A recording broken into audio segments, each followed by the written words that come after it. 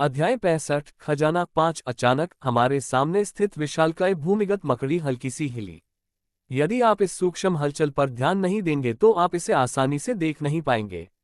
लेकिन मेरी तेज पर्यवेक्षक की आंख ने प्राणी की छोटी सी हरकत को नहीं देखा। आयशा, पीछे हटो, मैं अपनी चेतावनी पूरी नहीं कर सका। आयशा पहले ही पीछे हट चुकी थी और युद्ध के लिए तैयार होकर अपना धनुष पकड़ चुकी थी। उसका रुख बहुत जल्दी बदल गया। हालांकि मैं उत्सुक था, फिर भी मैंने इसे एक तरफ रख दिया। सब लोग युद्ध के लिए तैयार हो जाओ। हमारा पहला काम इस विशालकाय भूमिगत मकड़ी को हराना था। इसका शरीर एक कठोर बाह्य कंकाल द्वारा सुरक्षित था। साधारण मकड़ियों के खोल नर्म होते हैं, लेकिन ये राक्षस, यद्यपि मकड़ी थी, कवचयुक्त थी। आमतौर पर आपको उसके सिर पर वार करने से पहले उसके 8 पैरों को घिसना होगा, लेकिन ये बहुत धीमा है। मेरी मौजूदा टीम के कौशल को देखते हुए हम बेहतर कर सकते हैं। मैं अपने सशस्त्र साथियों की ओर मुड़ा। ट्रैविस, इसका ध्यान खींचो। पिछली बार तुमने कॉकट्रस को अच्छी तरह से संभाला था, मुझे पता है तुम ये कर सकते हो। नोक्टा, राल्फ, जब तक ट्रैविस इसे व्यस्त रखे, चुपके से जाओ और इसे पलट दो। समझ गया, मैं इस पर काम कर रहा हूं। समझा। मैं आयशा की ओर झुक गया। जब ये पलट जाए तो इसके पेट पर लाल निशाने पर निशाना लगाओ। यही तुम्हारा लक्ष्य है। तुम्हें सिर्फ एक ही गोली मिलेगी। हाँ, समझ गया। आयशा अपने दांतों को कसकर भींचे हुए थी, उसकी निगाहें विशालकाय भूमिगत मकड़ी पर टिकी हुई थीं। अच्छा है, वह केंद्रित है। यदि वे मेरी योजना का पालन करते हैं तो यह एक आसान लड़ाई होगी। आयशा का मन बाण उसके कठोर खोल को भेद सकता था, लेकिन यह सर्वोत्तम योजना नहीं थी। धनुष को शक्तिशाली बनाने के लिए मन का प्रयोग करना कुशल नहीं है। आपको केवल एक प्राणी को मारने के लिए बहुत सारा मन खर्च करना होगा। और जैसे जैसे हम आगे बढ़ते गए, हमें अभी भी और अधिक राक्षसों से लड़ना था। आयशा ने गहरी सांस ली। उसकी नजरें कभी भी विशाल भूमिगत मकड़ी से नहीं हटी। तो फिर मैं तुम पर भरोसा करूंगा आयशा। मदद करने के लिए मैं ट्रैविस की ओर दौड़ा। हमने इसे जल्दी से नीचे लाया। जबकि ट्रैविस और मैंने उसका ध्यान रखा, नोक्टार और राल्फ ने बगल से आकर उसे पलट दिया। शक्तिशाली प्राणी ने वापस उठने की कोशिश की, लेकिन जिस क्षण वह पलटा, उसकी जान चली गई। आयशा के भेदी मन बाण ने अपना निशाना साध लिया था, उसके पेट पर लाल धब्बा। मैंने प्रसन्न होकर अपने साथियों की ओर देखा। शाबाश सब लोग। सच में, मैंने कुछ खास नहीं किया, बस थोड़ा सा भाग दौड़ किया। ट्रेविस ने अपना सिर खुजलाया। नहीं, सभी ने अपना काम बखूबी किया। और यही सत्य है, टीमवर्क महत्वपूर्ण है। सबसे आसान और सबसे कम कठिनाई वाले जादूगर मार्ग में भी खतरनाक होता यदि नीके अकेली होती। इसलिए मेरे जैसे व्यक्ति के लिए टीमवर्क महत्वपूर्ण है। जिस विशालकाय भूमिगत मकड़ी को हमने अभी अभी हराया था, वह एक आसान लक्ष्य थी, क्योंकि मैं जानता था कि उसे कैसे संभालना है। ये कमजोर नहीं है। इस समय तक नीके को भी अकेले किसी को हराने में संघर्ष करना पड़ता। इससे मुझे याद आया कि कुछ तो गड़बड़ है। जहां विशाल भूमिगत मकड़ी मरी थी, वहां एक गोल लाल निशान रह गया है। ठीक उसी तरह जैसे जब हमने पिछले राक्षस अधीनता मूल्यांकन में कॉकट्रेस को हराया था। जादुई कालकोठरी में राक्षस मरने के बाद बिना किसी निशान के गायब हो जाते हैं। केवल एक ही स्थान पर यह संभव हो सका, सफेद हो जाना। उन्होंने अवश्य हस्तक्षेप किया होगा। क्षेत्रव्यापी अंधा जादू, असामान्य रूप से बड़ी भूमिगत विशाल मकड़ी। मूल खेल में ऐसा नहीं था। पिछले सप्ताह मैंने फ्रांसिस से निपटा था, लेकिन ऐसा लगता है कि अकादमी में एक और उपद्रवी छिपा हुआ है। ये घटनाएं अक्सर हो रही हैं। जो घटनाएं पहले वर्ष के अंत में घटित होनी चाहिए थीं, वे पहले ही घटित हो रही हैं। इसका मतलब यह है कि अकादमी का विनाश, जहां छात्र, प्रशिक्षक और प्रोफेसर एक एक करके मर रहे हैं, करीब आ रहा है। मूल खेल में ये तीसरे वर्ष में शुरू हुआ था, लेकिन इस दर से ये दूसरे वर्ष की शुरुआत में शुरू हो सकता है। ये पहले वर्ष के अंत तक भी हो सकता है। मैं स्नातक होने से पहले अकादमी को गिरने नहीं दे सकता। फिलहाल मैं कोई योजना बनाने से पहले इस कालकोठरी से बाहर निकलूंगा। सबसे महत्वपूर्ण मुद्दा वर्तमान है। मैंने लाल निशान पर नजर डाली, जो किसी वयस्क व्यक्ति की मुट्ठी के आकार का था। हमें वह लाल निशान अपने साथ ले जाना चाहिए। इससे हमें अतिरिक्त अंक मिलेंगे। समझ गया, मैं इसे संभाल लूंगा। ट्रैविस दौड़कर आया और लाल निशान उठा लिया। उसमें से एक चिपचिपा तरल पदार्थ रिस रहा था। ट्रैविस ने कोई हिचकिचाहट नहीं दिखाई। उसने अपना कोट उतारा और उस निशान को उसमें लपेट दिया। उफ, ये तो घिनौना है। मैं सिहर उठा। इसे देखकर ही मेरे पेट में मरोड़ उठने लगती है। जहां तक ट्रेविस का सवाल है, मैं उसे अच्छी तरह से नहीं जानता था क्योंकि वह एक छोटा पात्र था, लेकिन वह आश्चर्यजनक रूप से उपयोगी था। यदि यह चातुर्य की प्रतियोगिता होती तो वह आसानी से हीरो विभाग में प्रथम स्थान प्राप्त कर लेता। समझ गया। अच्छा काम। मैंने अपने साथियों की ओर देखा। सब ठीक है। कोई चोट लगी? कोई नहीं। ये तो पार्क में टहलने जैसा था। यहाँ भी ऐसा ही। मैं भी। ठीक है, चलो चलते रहें। धीरे धीरे चलो, धीरे धीरे चलो, धीरे धीरे चलो। विशालकाय भूमिगत मकड़ियों के साथ 2 और लड़ाइयों के बाद हमारी टीम भी 2 तक पहुंच गई। 3 लड़ाइयां न्यूनतम हैं। मूल गेम में हमें भी 2 तक पहुंचने से पहले 5 बार लड़ना पड़ा था। गति निश्चित रूप से अच्छी है। हम यहाँ पहले हैं? ट्रेविस ने क्षेत्र का निरीक्षण किया। मैंने अपनी उन्नत पर्यवेक्षक की आंख से आसपास का सर्वेक्षण किया। वहां से किसी और के गुजरने का कोई निशान नहीं था। ये स्पष्ट है, हमारी टीम भी 2 पर कदम रखने वाली पहली टीम है। सब कुछ योजना के अनुसार आगे बढ़ रहा है। जब तक कोई अप्रत्याशित घटना न घट जाए, हमें आगे बने रहना चाहिए। हे, मुझ पर एक उपलब्धि की भावना छा जाती है। इतना तो कहना ही पड़ेगा कि नेक, पील, तुम दोनों क्या कर रहे हो, लेकिन ऐसा अशिष्ट व्यवहार मुझे मंजूर नहीं है। मेरे उत्साहित हृदय के विपरीत मेरा बाह्य स्वरूप शांत रहता है। मैंने अपनी टीम के सदस्यों की ओर शांत दृष्टि से देखा। फिर से पुष्टि कर रहा हूं, कोई घायल नहीं है ना? कोई थका हुआ है? बस इतना ही। ये तो बहुत आसान है। नोक्ट मुस्कुराया, जाहिर है वह बहुत उत्साहित था। अन्य 3 ने भी पुष्टि की कि उन्हें कोई समस्या नहीं है। ठीक है, चलो आगे बढ़ते हैं। हमें अपनी बढ़त बनाए रखनी है। प्राकृतिक शक्ति से बड़ी मेरी सहन शक्ति ट्रेविस के बराबर है। जाहिर है आयशा, नोक्टर और राल्फ की सहन शक्ति हम दोनों से अधिक है। अगर मैं थका नहीं हूं तो वे भी नहीं थकेंगे। इसलिए हमारी टीम ने B2 पर 5 और विशाल भूमिगत मकड़ियों को मार डाला और B1 पर चढ़ गई। ट्रेविस ने सीटी बजाए। बस एक और स्तर चढ़ना है और हमारा काम हो गया। कड़ी मेहनत का फल हमेशा मिलता है। आप लोगों का बहुत बहुत धन्यवाद। नामांकन के बाद पहली बार मुझे लगता है कि हम पहला स्थान हासिल कर लेंगे। हे, सौभाग्य से कोई राक्षस नजर नहीं आ रहा है। आयशा ने आह भरी। मेरे अलावा टीम के सभी सदस्य आयशा की ओर देखने लगे। ट्रेविस ने घबराहट से निगल लिया। आयशा, क्यों? क्या बात है? ऐसा नहीं है कि कोई नहीं है। एक ही है, लेकिन ऐसा लगता है कि यह उनसे 2 गुना बड़ा है जिनसे हम लड़ रहे हैं। तभी आयशा ने मेरी ओर देखा, उसकी आंखें चिंता से भरी हुई थीं। नोक्टार ने अपनी बांह को 360 डिग्री के घेरे में घुमाते हुए कहा, क्या योजना है थियो? उद्धरण चिन्ह। क्या वास्तव में? आयशा, वह कहाँ है? और क्या आसपास कोई और राक्षस तो नहीं है? ये पास ही है, यहाँ से लगभग 1 मिनट की पैदल दूरी पर। मुझे उस बड़े राक्षस के अलावा कोई और राक्षस दिखाई नहीं दे रहा है। टीम के सदस्यों ने मेरी ओर देखा, उनकी आंखें आशंका से भरी हुई थीं। एक उत्परिवर्ती राक्षस? कभी कभी कुछ सामान्य राक्षस असाधारण शक्ति के साथ जन्म लेते हैं। इन्हें उत्परिवर्ती राक्षस कहा जाता है। एक उत्परिवर्ती राक्षस एक सामान्य राक्षस की तुलना में काफी अधिक शक्तिशाली होता है। हमारी सामान्य रणनीति इसे पलट देना और इसके कमजोर स्थान पर निशाना लगाना के काम करने की संभावना काफी कम है। चूंकि आसपास कोई और राक्षस नहीं है, इसलिए यह कोई नामित राक्षस नहीं है। नामित राक्षस के लिए जरूरी है कि उसके आसपास सामान्य राक्षसों का एक झुंड मौजूद हो। बहरहाल ये लगभग 1 मिनट की दूरी पर है। भूमिगत विशाल मकड़ियों की सुनने की क्षमता लगभग 0 होती है, लेकिन उनकी दृष्टि ठीक ठाक होती है। चूंकि यह एक उत्परिवर्ती है, इसलिए इसकी मौलिक विशेषता दृष्टि संभवतः प्रवर्धित है। यदि हम थोड़ा और आगे बढ़ेंगे तो वह हमें देख लेगा।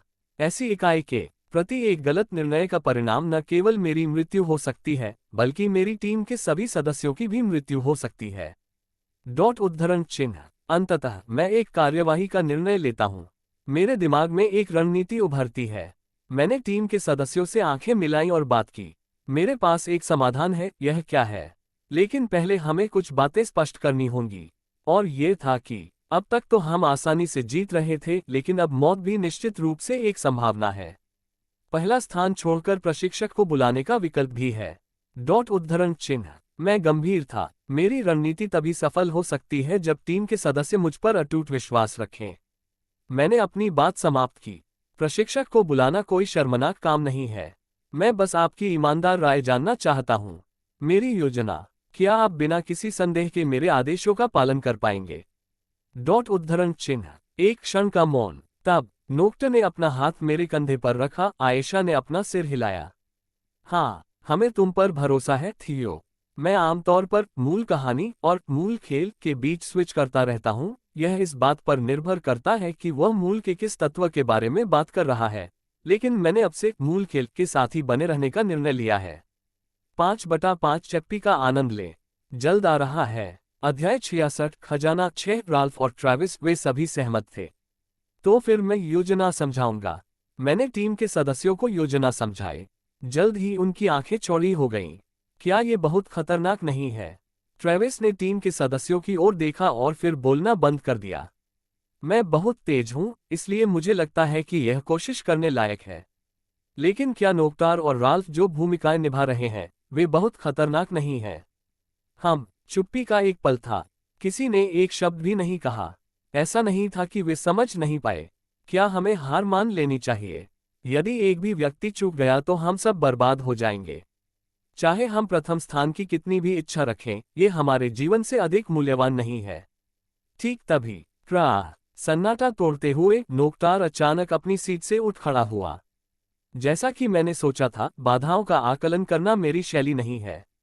मैं इसमें शामिल हूं। मैं भी इसमें शामिल हूं। राल्फ ने सिर हिलाया। यदि आप दोनों, जो सबसे अधिक जोखिम में हैं, इससे सहमत हैं, तो निश्चित रूप से मैं इसमें शामिल हूं। ट्रेविस ने भी सिर हिलाया।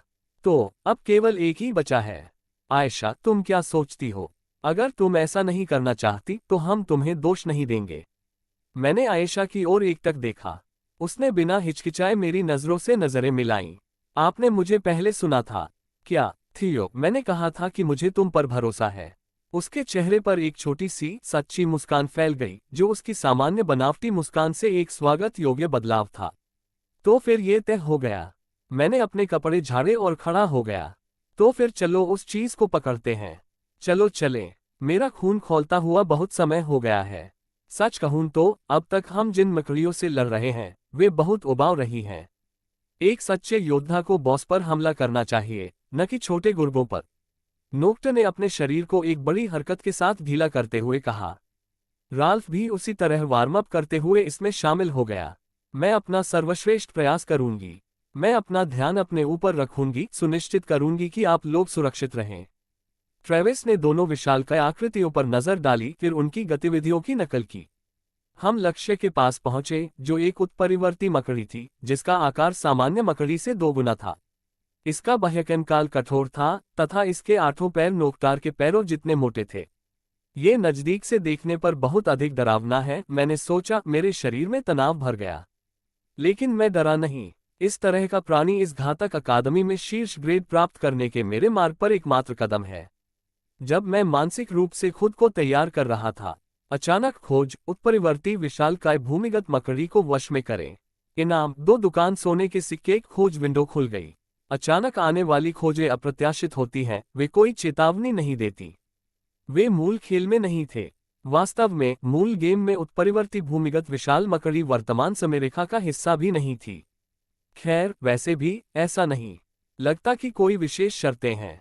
मुझे दुकान से 2 सोने के सिक्के कमाने के लिए बस इसे नीचे ले जाना होगा। ये बहुत अच्छा है। वे सीधे मकड़ी की ओर दौड़े। सामान्य प्रजाति की तुलना में मकड़ी की दृष्टि बेहतर थी, इसलिए उसने टीम के आने का तुरंत पता लगा लिया। थियो उसके दाहिनी ओर दौड़ा। ट्रेविस, बायां हिस्सा तुम्हारा है। समझ गया। तुरंत ही ट्रेविस बाईं ओर आगे बढ़ा। उनका लक्ष्य उसे तब तक विचलित करना था जब तक कि नोक्टार और राल्फ उसके शरीर के नीचे न पहुंच जाएं। धप धप धप। थियो लगातार अपनी लंबी तलवार से मकड़ी के मोटे पैर पर वार करता रहा। इसी तरह ट्रेविस ने भी अपने भाले से उसके मोटे पैर पर वार किया। दर्द के कारण मकड़ी बहुत कांप उठी। वह क्रोध में भरकर थियो की ओर दौड़ा। अपने आकार के प्राणी के लिए यह आश्चर्यजनक रूप से तेज गति से चलता था। लेकिन थियो ने न्यूनतम गति से उसके आक्रमण को टाल दिया तथा केवल उसके पहले दाहिने पैर पर ही ध्यान केंद्रित किया। म्यूटेंट जल्दी ठीक हो जाते हैं। अगर घाव ज्यादा गहरा न हो तो भी घाव जल्दी भर जाता है। लेकिन इस तरह के छोटे छोटे घाव बड़े हो सकते हैं, जिससे अस्थायी नुकसान हो सकता है। अच्छा, मकड़ी के लगातार हमलों से बचते हुए थियो ने दो आकृतियों को चुपके से उसके पीछे की ओर आते देखा। जैसे ही मकड़ी थियो की ओर दौड़ी, चलो चले। क्या तुम तैयार हो, राल्फ? बिल्कुल। नोकटार और राल्फ मकड़ी के शरीर के नीचे चले गए। इसके साथ ही थियो चिल्लाया, आयशा, अब समय आ गया है। हाँ। ग्रर आयशा के तीर की नोक पर लाल मन इकट्ठा हो गया। धमाका। उसके मन आवेशित बाण ने मकड़ी के दूसरे दाहिने पैर को चकनाचूर कर दिया। हवा में खामोश चीखें गूंज रही थीं। दो दाहिने पैर घायल होने के कारण मकड़ी लड़खड़ा गई। ट्रेविस ने मौका पाकर पहले बाएं पैर पर वार किया। संतुलन खोकर वह प्राणी नीचे गिर पड़ा। ग्रर, ग्रर, इसे अभी ऊपर उठाओ। ये कठिन है। तीन पैर चोटिल होने के बावजूद नोकटार और राल्फ ने कमजोर मकड़ी को उठाकर एक तरफ फेंक दिया। प्राणी का पेट, जिस पर एक बड़ा लाल धब्बा था, पूरी तरह से खुला हुआ था। उसी समय आयशा का धनुष चमक उठा। मन का तीर प्राणी के मध्य भाग में घुस गया। उसका शरीर हिंसक रूप से ऐंठ गया। फिर भी इसने फिर से उठने की कोशिश की। नोकटार ने अपनी कुल्हाड़ी उठा ली, बस सुनिश्चित करने के लिए बाकी बचे पैर भी काट देते हैं। अच्छा विचार। नोकटार और राल्फ हथियार ऊपर उठाए एक बार फिर मकड़ी पर हमला करने वाले थे जब। अरे, बहुत बुरा हुआ। आकार ही सब कुछ नहीं है। राक्षस सच्चे योद्धा नहीं होते। सच है। यह ज्यादा देर तक नहीं चला। प्राणी का शरीर गायब हो गया। पीछे केवल एक बड़ा लाल निशान छोड़ गया। आपने अचानक की गई खोज पूरी कर ली है। इनाम के तौर पर आपको 2 दुकान के सोने के सिक्के मिले हैं। कुल इनाम 2 दुकान सोने के सिक्के। उफ, ये बहुत मुश्किल था। मेरा खून अभी भी उबल रहा है। मुझे इस तरह से लड़ते हुए काफी समय हो गया है। मैं लगभग मर ही गया था। मैंने सोचा भी नहीं था कि मुझे एक ही दिन में 2 बार अपने बफ्स का इस्तेमाल करना पड़ेगा।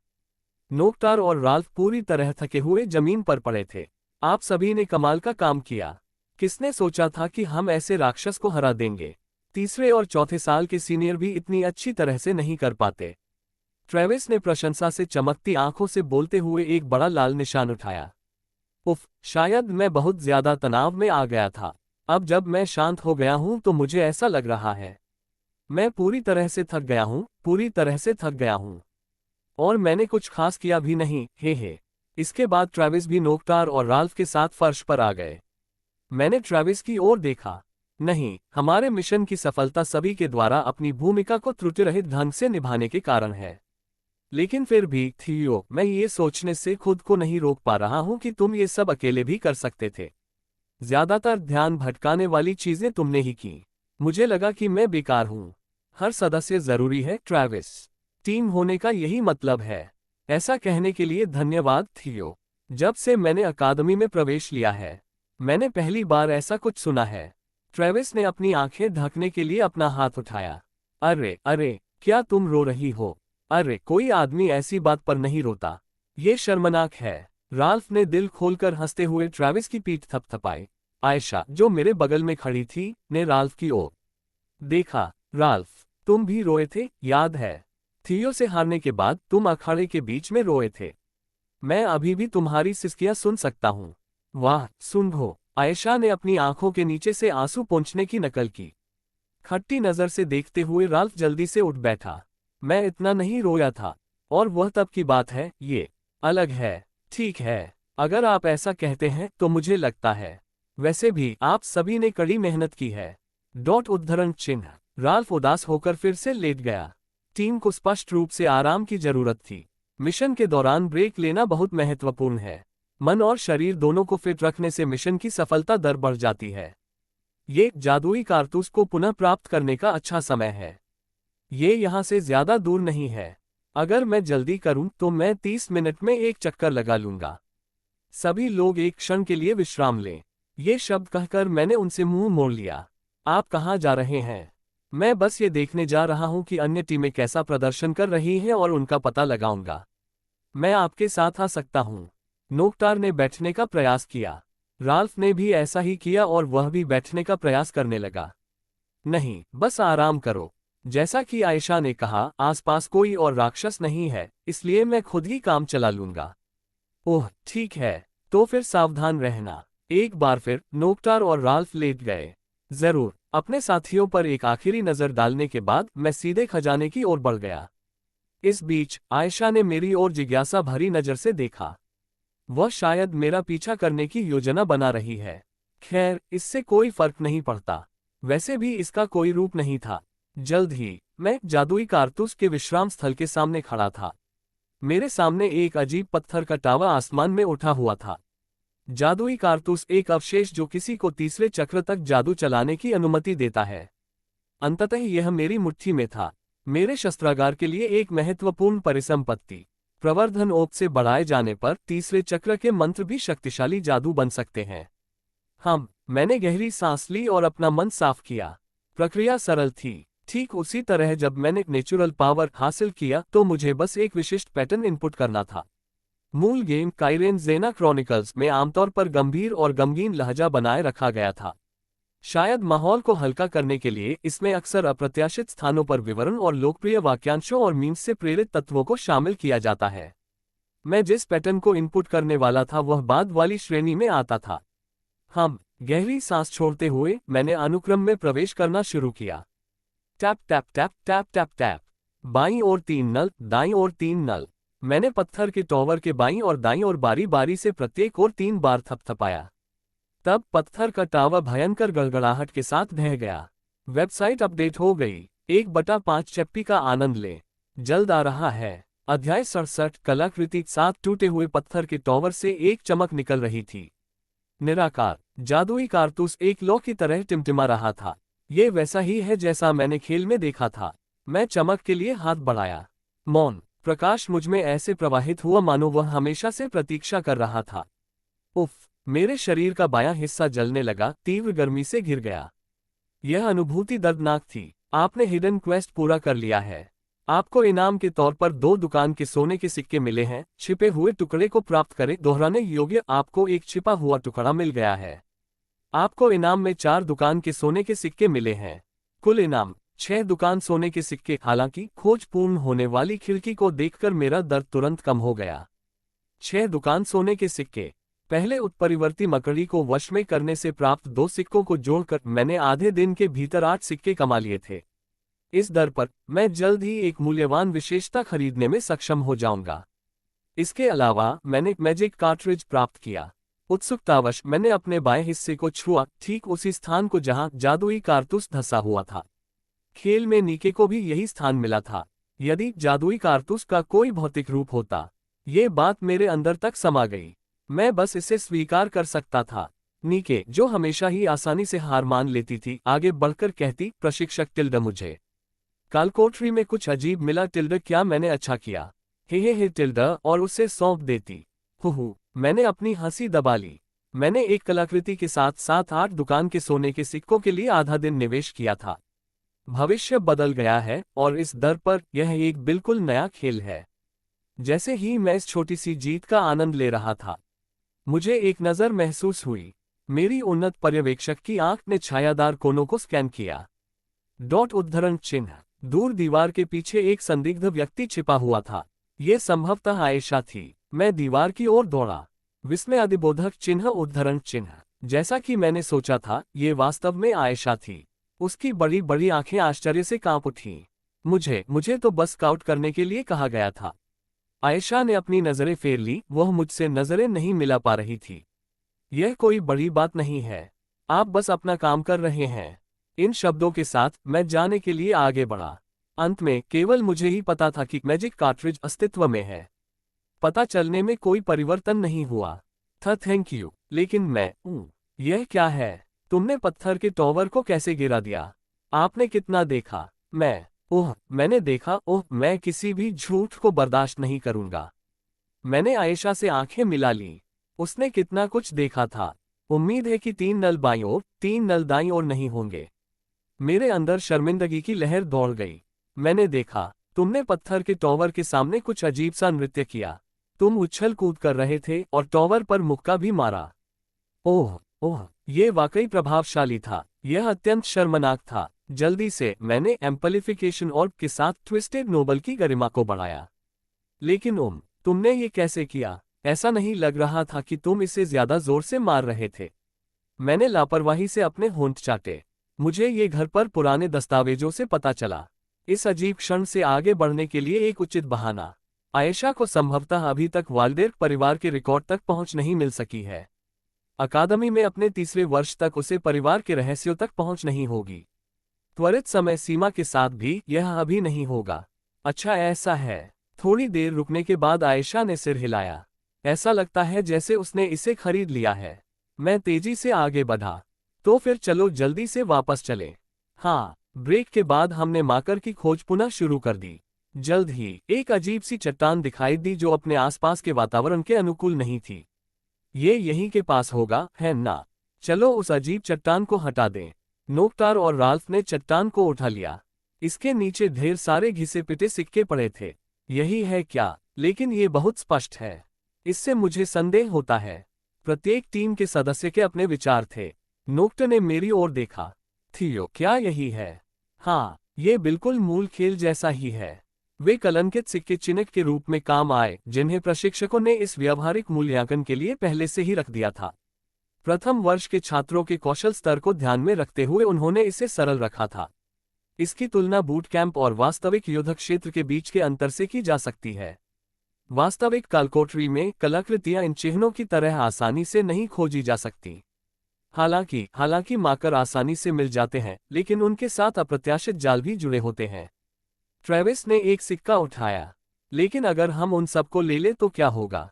ठीक है, क्या हम सब जीत सकते हैं? क्या हम ही अकेले विजेता होंगे? वास्तव में यह अजीब लगता है। टीम ने मेरी ओर देखा। मैंने जोर से अपना सिर हिलाया। प्रोफेसर और प्रशिक्षक मूर्ख नहीं हैं। अगर उन्होंने जानबूझकर इतनी बड़ी राशि छोड़ी है तो जरूर कोई चाल होगी। चलो सिर्फ एक ही लेते हैं। यही जाल है। मूल खेल में एक से अधिक सिक्के लेने पर चरित्र मूल्यांकन में खराब मूल्यांकन होता था। प्रत्येक सिक्के में एक जादुई उपकरण लगा होता है जिससे उन्हें तुरंत पता चल जाता है। मेरे साथियों ने सिर हिलाया। अच्छा ऐसा है। क्या अब सब खत्म हो गया? मुझे दिन के उजाले की याद आती है। नहीं, बिल्कुल नहीं। गार्जियन अभी भी इंतजार कर रहा था। इसलिए हमने एक सिक्का उठाया और सतह पर आने के लिए तैयार हो गए। लेकिन गार्जियन नहीं आया। मूल गेम में एक फ्लैश गोलेम हमेशा दिखाई देता था। उत्परिवर्तित भूमिगत विशाल मकड़ी ही इसका कारण होगी। वास्तव में उत्परिवर्ती गार्जियन से भी अधिक शक्तिशाली था। वैसे भी ऐसा लगता है कि हमारी टीम पहले स्थान पर है। चलो सतह की ओर चलें। मैंने सीढ़ियों से ऊपर जाने का रास्ता दिखाया। ऐसा करने के लिए बहुत कुछ है। मुझे टर्निंग व्हाइट को मात देने के लिए एक योजना बनानी पड़ी। पहले मुझे रोक को सबूत दिखाना चाहिए। यद्यपि वह एक गंजा सन की कुंवारा व्यक्ति है जो लगभग 30 वर्ष का है और अकेले रहता है, फिर भी वह विश्वसनीय है और बहुत मददगार साबित होगा। हमारी टीम सतह पर आ गई। जादुई कालकोठरी के प्रवेश द्वार के पास रोक हाथ जोड़े खड़ा था। आप अपेक्षा से बहुत पहले बाहर आ गए हैं। आप पहले स्थान पर हैं। रोक के शब्दों पर टीम खुशी से झूम उठी। मुझे पता था कि कड़ी मेहनत रंग लाएगी। हे। हाँ, नामांकन के बाद पहली बार मुझे प्रथम स्थान मिला है। ये सब आप लोगों की बदौलत है। सभी ने बहुत मेहनत की। उद्धरण चिन्ह। लेकिन मैंने कोई उत्साह नहीं दिखाते हुए रोक के पास जाकर बात की। क्या अन्य टीमों से भी कोई संकटकालीन कॉल आई थी? कोई नहीं। मुझे आपसे कुछ महत्वपूर्ण बात कहनी है। मैंने अपनी आंखें सिकोड़ ली। रोक को तुरंत ही एहसास हो गया कि कुछ गड़बड़ है। चलो स्थान बदलते हैं। इसलिए हमारी टीम और रोक पास के एक केबिन में चले गए। शर्मराहट रोक ने केबिन का दरवाजा धक्का देकर खोला। आपका स्वागत है वरिष्ठ प्रोफेसर। रोक को देखकर बैठे हुए प्रशिक्षक तुरंत खड़े हो गए। सभी लोग कृपया हमें एक क्षण के लिए क्षमा करें। समझा। एक स्वर में प्रशिक्षकों ने उनकी बात मान ली और केबिन से बाहर निकल गए। रोक एक पुरानी लकड़ी की कुर्सी पर गरिमापूर्ण मुद्रा में बैठ गया। आप किस बारे में बात करना चाहते हैं? सबसे पहले मैं चाहता हूं कि आप कुछ देखें। मैं रोक के सामने बैठ गया और ट्रेविस को देखा। ट्रेविस ने तुरंत ही यह बात समझ ली और मेज के नीचे अपने लिबादे में छिपाए गए सबूत लाल मार्कर को निकाल लिया। हम अपनी उदासीन प्रतिक्रिया के बावजूद रोक की आंखें सतर्क थीं। फिर उसने मेरी ओर देखा और मुझे आगे बढ़ने के लिए कहा। उद्धरण चिन्ह। मैं चुप रहा और उसे देखता रहा। रोक ने छात्रों की ओर रुख किया। मुझे खेद है, लेकिन क्या आप सब एक क्षण के लिए बाहर आ सकते हैं? समझा। रोक के अनुरोध पर मुझे छोड़कर सभी छात्र केबिन से बाहर निकल गए। वह सचमुच एक समझदार आदमी है। इससे आश्वस्त होकर मैंने जादुई कालकोठरी के भीतर की घटनाओं का वर्णन करना शुरू कर दिया। आयशा केबिन से बाहर निकली। उसने अंदर थियो और रोक के बीच हो रही बातचीत को सुनने के बारे में सोचा था, लेकिन उसने जल्दी ही इस विचार को खारिज कर दिया।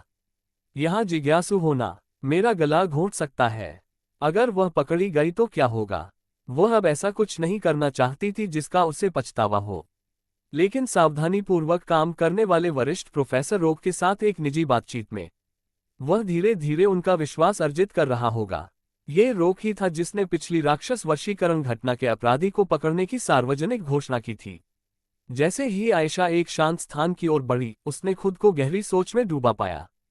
वह थियो के इरादों को समझ नहीं सकी।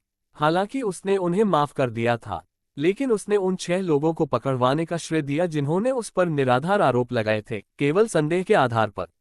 इसमें अवश्य ही कोई चाल होगी, लेकिन वह इसका अनुमान नहीं लगा सकी। जैसा आप सामान्य रूप से करते हैं वैसा ही व्यवहार करें। इतना घबराए नहीं। आज जादुई कालकोठरी में प्रवेश करने से ठीक पहले उसे उसके कहे शब्द याद आ गए। क्या उन शब्दों के पीछे कोई छिपा हुआ अर्थ था? वह सचमुच नहीं जानती थी। ओह, अनजाने में ही उसने आह भरी। वह एक अलग स्तर पर है। मैंने खजाने के सभी उल्लेखों को कलाकृति में बदल दिया है। लेखक मुझे लगता है कि दुर्लभता क्षमता की परवाह किए बिना सभी जादुई उपकरणों को कलाकृति कहता है। 2/5 चैप्टी का आनंद लें। जल्द आ रहा है। अध्याय 68। विश्वास। एक धप धप। आयशा, जो एकांत स्थान पर चली गई थी, जमीन पर गिर पड़ी। मैं एक गुफा में एक भूत से अधिक कुछ नहीं था। यद्यपि उसने कभी भी इसे बाहरी तौर पर प्रदर्शित नहीं किया था, लेकिन वह स्वयं को दूसरों की तुलना में अधिक बुद्धिमान और संयमित मानती थी। और उसने ये साबित कर दिया था। यहाँ तक कि हीरो विभाग में भी, जहाँ केवल महाद्वीप के शीर्ष छात्र ही एकत्रित होते थे, वह सर्वश्रेष्ठ छात्रों में से एक थी। वह सिद्धांत में भी उत्कृष्ट थी, लेकिन वह गलतफहमी में थी। वह एक मूर्ख थी, एक मूर्खतापूर्ण बुद्धिमान व्यक्ति। वह अब तक थियो के लक्ष्यों को समझने में असफल रही थी। वह समझ नहीं पाई कि वह क्या बड़ा चित्र खींच रहा था। क्या वह मुझे किसी खतरे के रूप में देखता था? आज थियो एक बार फिर चमक उठा था, शारीरिक शक्ति से नहीं बल्कि अपनी बुद्धि से। उसने बड़ी आसानी से राल्फ को अपने पक्ष में कर लिया था, जो उसके प्रति शत्रुतापूर्ण व्यवहार करता था। और मुझे ये घर पर पुराने दस्तावेजों से पता चला। एक स्पष्ट चेतावनी, सीमा का उल्लंघन न करें। लेकिन यह अजीब था। आमतौर पर ऐसी बातें सुनकर वह क्रोधित हो जाती, लेकिन उसे कोई गुस्सा नहीं आया। क्या उसने अनजाने में उसे स्वीकार कर लिया था? यहाँ तक कि जब मैं घुटने टेकता था, थियो ने केवल उस समय के बारे में बात की थी जब उसने मूर्खतापूर्ण तरीके से उस पर आरोप लगाया था। उसने वाल्डेर परिवार पर नियंत्रण पाने के लिए पर्दे के पीछे से की गई अनगिनत चालाकियों का कभी उल्लेख नहीं किया था। उसे अवश्य पता होगा, लेकिन क्यों? उसे कोई जवाब नहीं मिला। उसका दिमाग घूम गया। गहरी सांसें लेते हुए उसने अपने उत्तेजित मन को शांत करने की कोशिश की। मैं उनकी प्रतिक्रिया का आकलन करूंगा और उसके आधार पर निर्णय लूंगा। आयशा ने अपना सिर झुका लिया। वह अभी भी नहीं समझी, लेकिन एक बात तो निश्चित थी, थियो उससे नफरत नहीं करता था।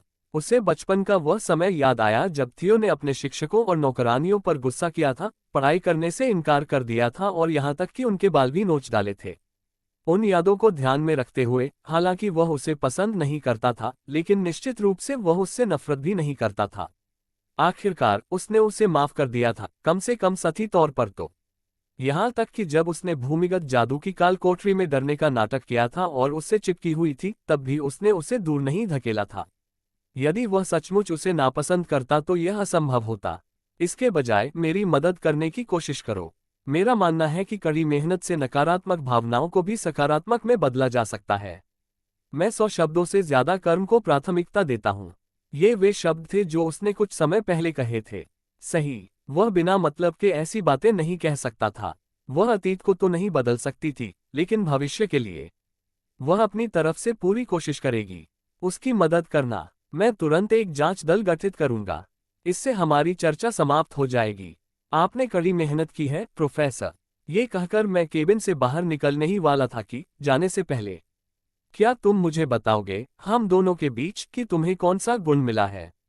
मैं किसी को नहीं बताऊंगा। रोक ने मेरी ओर देखा और हल्की सी मुस्कान दी। जैसा कि मैंने पहले कहा, यह एक रहस्य है। मैंने भी हल्की सी मुस्कान दी। पहले की तरह जब भी रोक कोई चुटकुला सुनाता है तो वह ऐसे ही मुस्कुराता है। उस गंजे बूढ़े को अपने चुटकुले बहुत पसंद हैं। कम से कम वे डेड जोक्स तो नहीं हैं। ठीक है, मैं समझ गया। लगता है मैंने तुम्हें यहाँ बहुत देर तक रोक रखा है। जाओ, आराम करो। धन्यवाद। कृपया अपना भी ध्यान रखें, प्रोफेसर। मैंने हल्का सा झुककर प्रणाम किया। मेरे लिए अपनी क्षमताओं का खुलासा करने का कोई कारण नहीं है। रोक इससे अधिक कोई प्रयास नहीं करेगा। वह ऐसे व्यक्ति हैं जो लाभ और हानि का सावधानीपूर्वक आकलन करते हैं। जब तक मैं उसके खिलाफ नहीं हूं।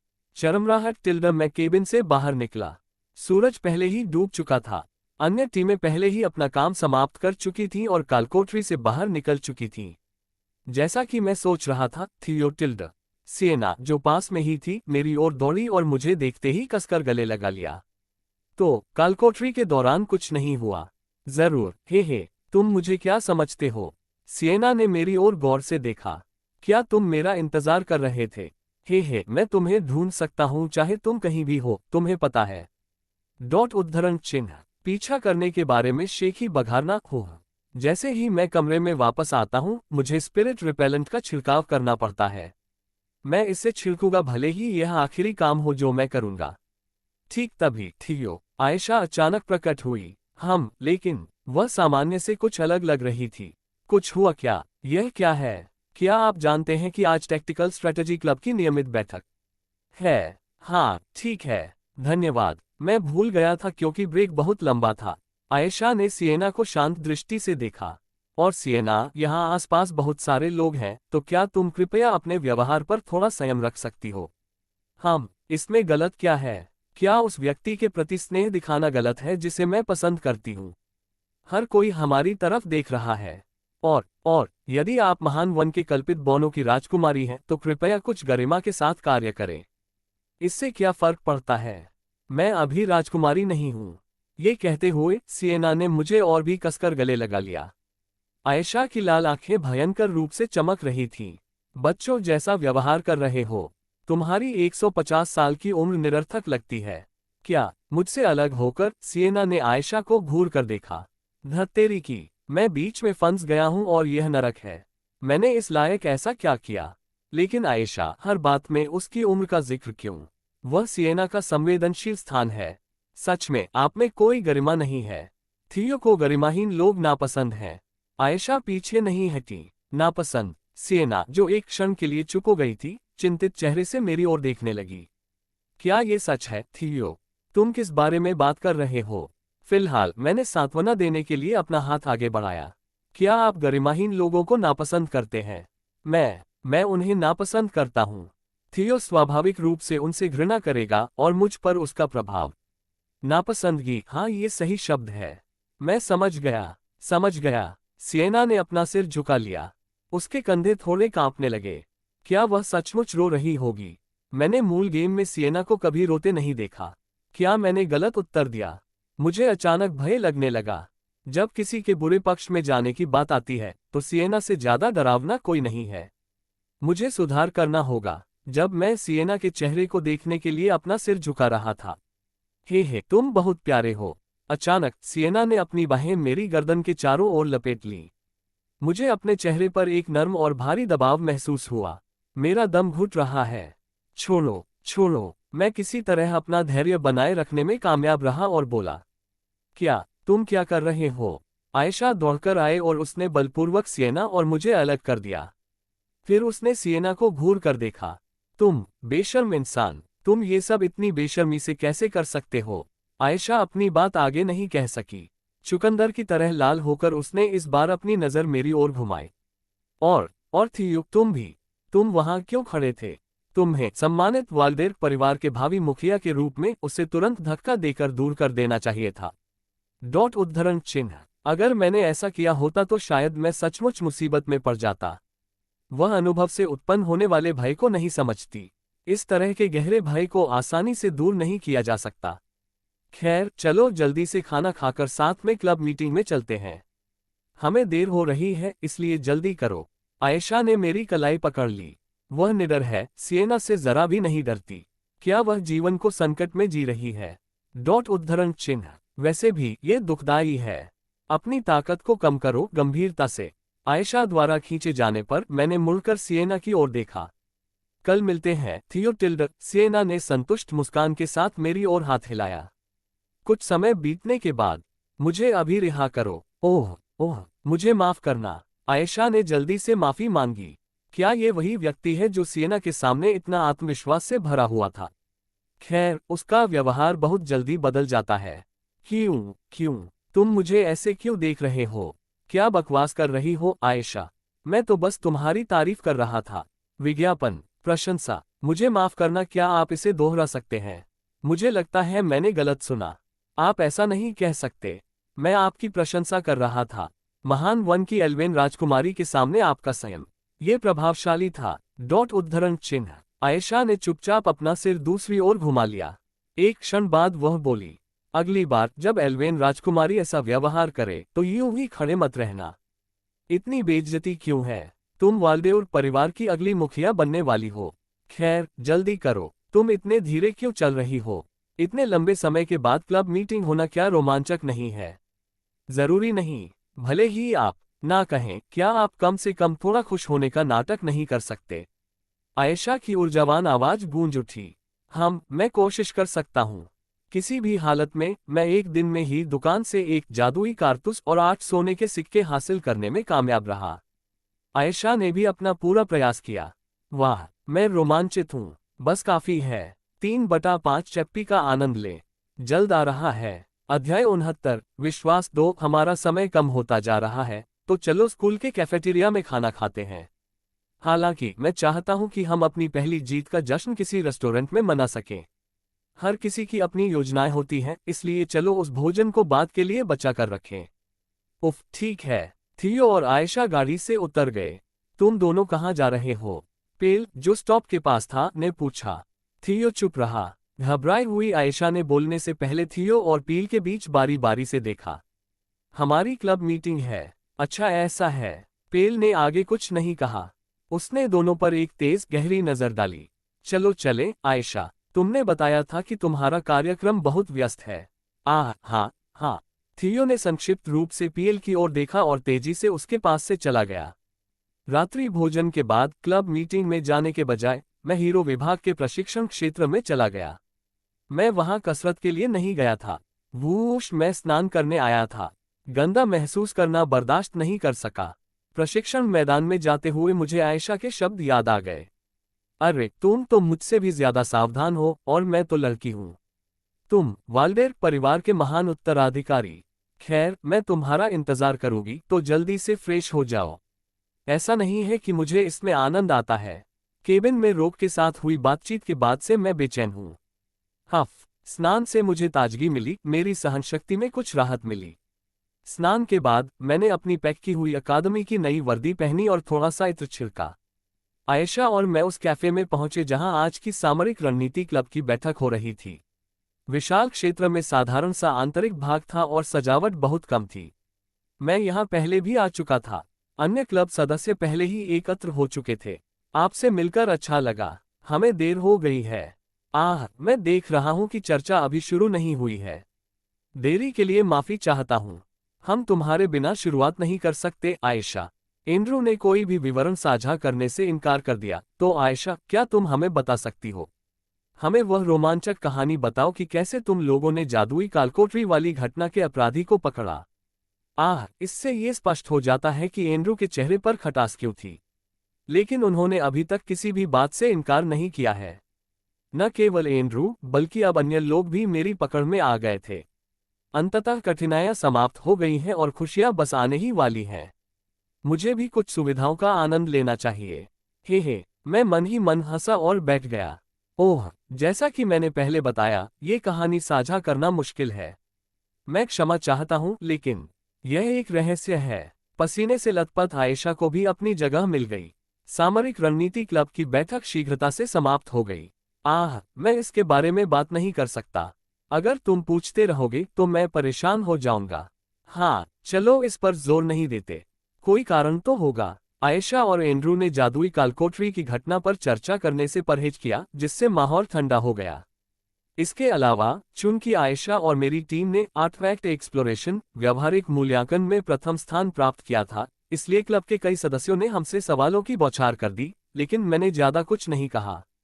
बेशक आयशा ने भी मेरा अनुसरण किया और चुप रही। हमने अपनी सफलता का श्रेय केवल भाग्य को दिया। यदि पत्थर के टॉवर का विषय सामने आता तो यह समस्या उत्पन्न हो सकती थी। एक प्रतिष्ठित परिवार के एक कुलीन व्यक्ति का बेटा पत्थर के टॉवर के सामने एक हास्यास्पद शैमानिक नृत्य कर रहा है। उफ, इसके बारे में सोचकर ही मुझे चक्कर आ रहा है। ठीक है, आज की बैठक यहीं समाप्त करते हैं। मैं आप सभी को हमारी अगली बैठक के स्थान के बारे में अलग अलग बताऊंगा। आप सभी ने बहुत अच्छा काम किया। भावी क्लब अध्यक्ष आयशा के शब्द। हाँ, सभी ने बहुत प्रयास किया, लेकिन चूंकि हम सभी को एक साथ मिले हुए काफी समय हो गया है, तो क्यों ना हम थोड़ी और बातचीत करें, सिर्फ रणनीति के बारे में नहीं। क्लब के एक सदस्य ने सुझाव दिया। हे, मैं बातचीत करने के लिए उत्सुक हूं। मैं भी सहमत हूं। क्लब के अधिकांश सदस्य इस बात से सहमत थे। मुझे बीच में बोलने की कोई जरूरत नहीं है। मुझे कुछ काम निपटाने हैं, इसलिए मैं सबसे पहले निकलूंगा। आप सभी ने बहुत अच्छा काम किया है। मैं अपनी सीट से खड़ा हो गया। आयशा की आंखें चौड़ी हो गईं। अरे, तुम कहाँ जा रहे हो? मैं प्रशिक्षण मैदान जा रहा हूँ। आज मैं नोक्टार, राल्फ और ट्रेविस की तकनीकों का अवलोकन कर रहा था।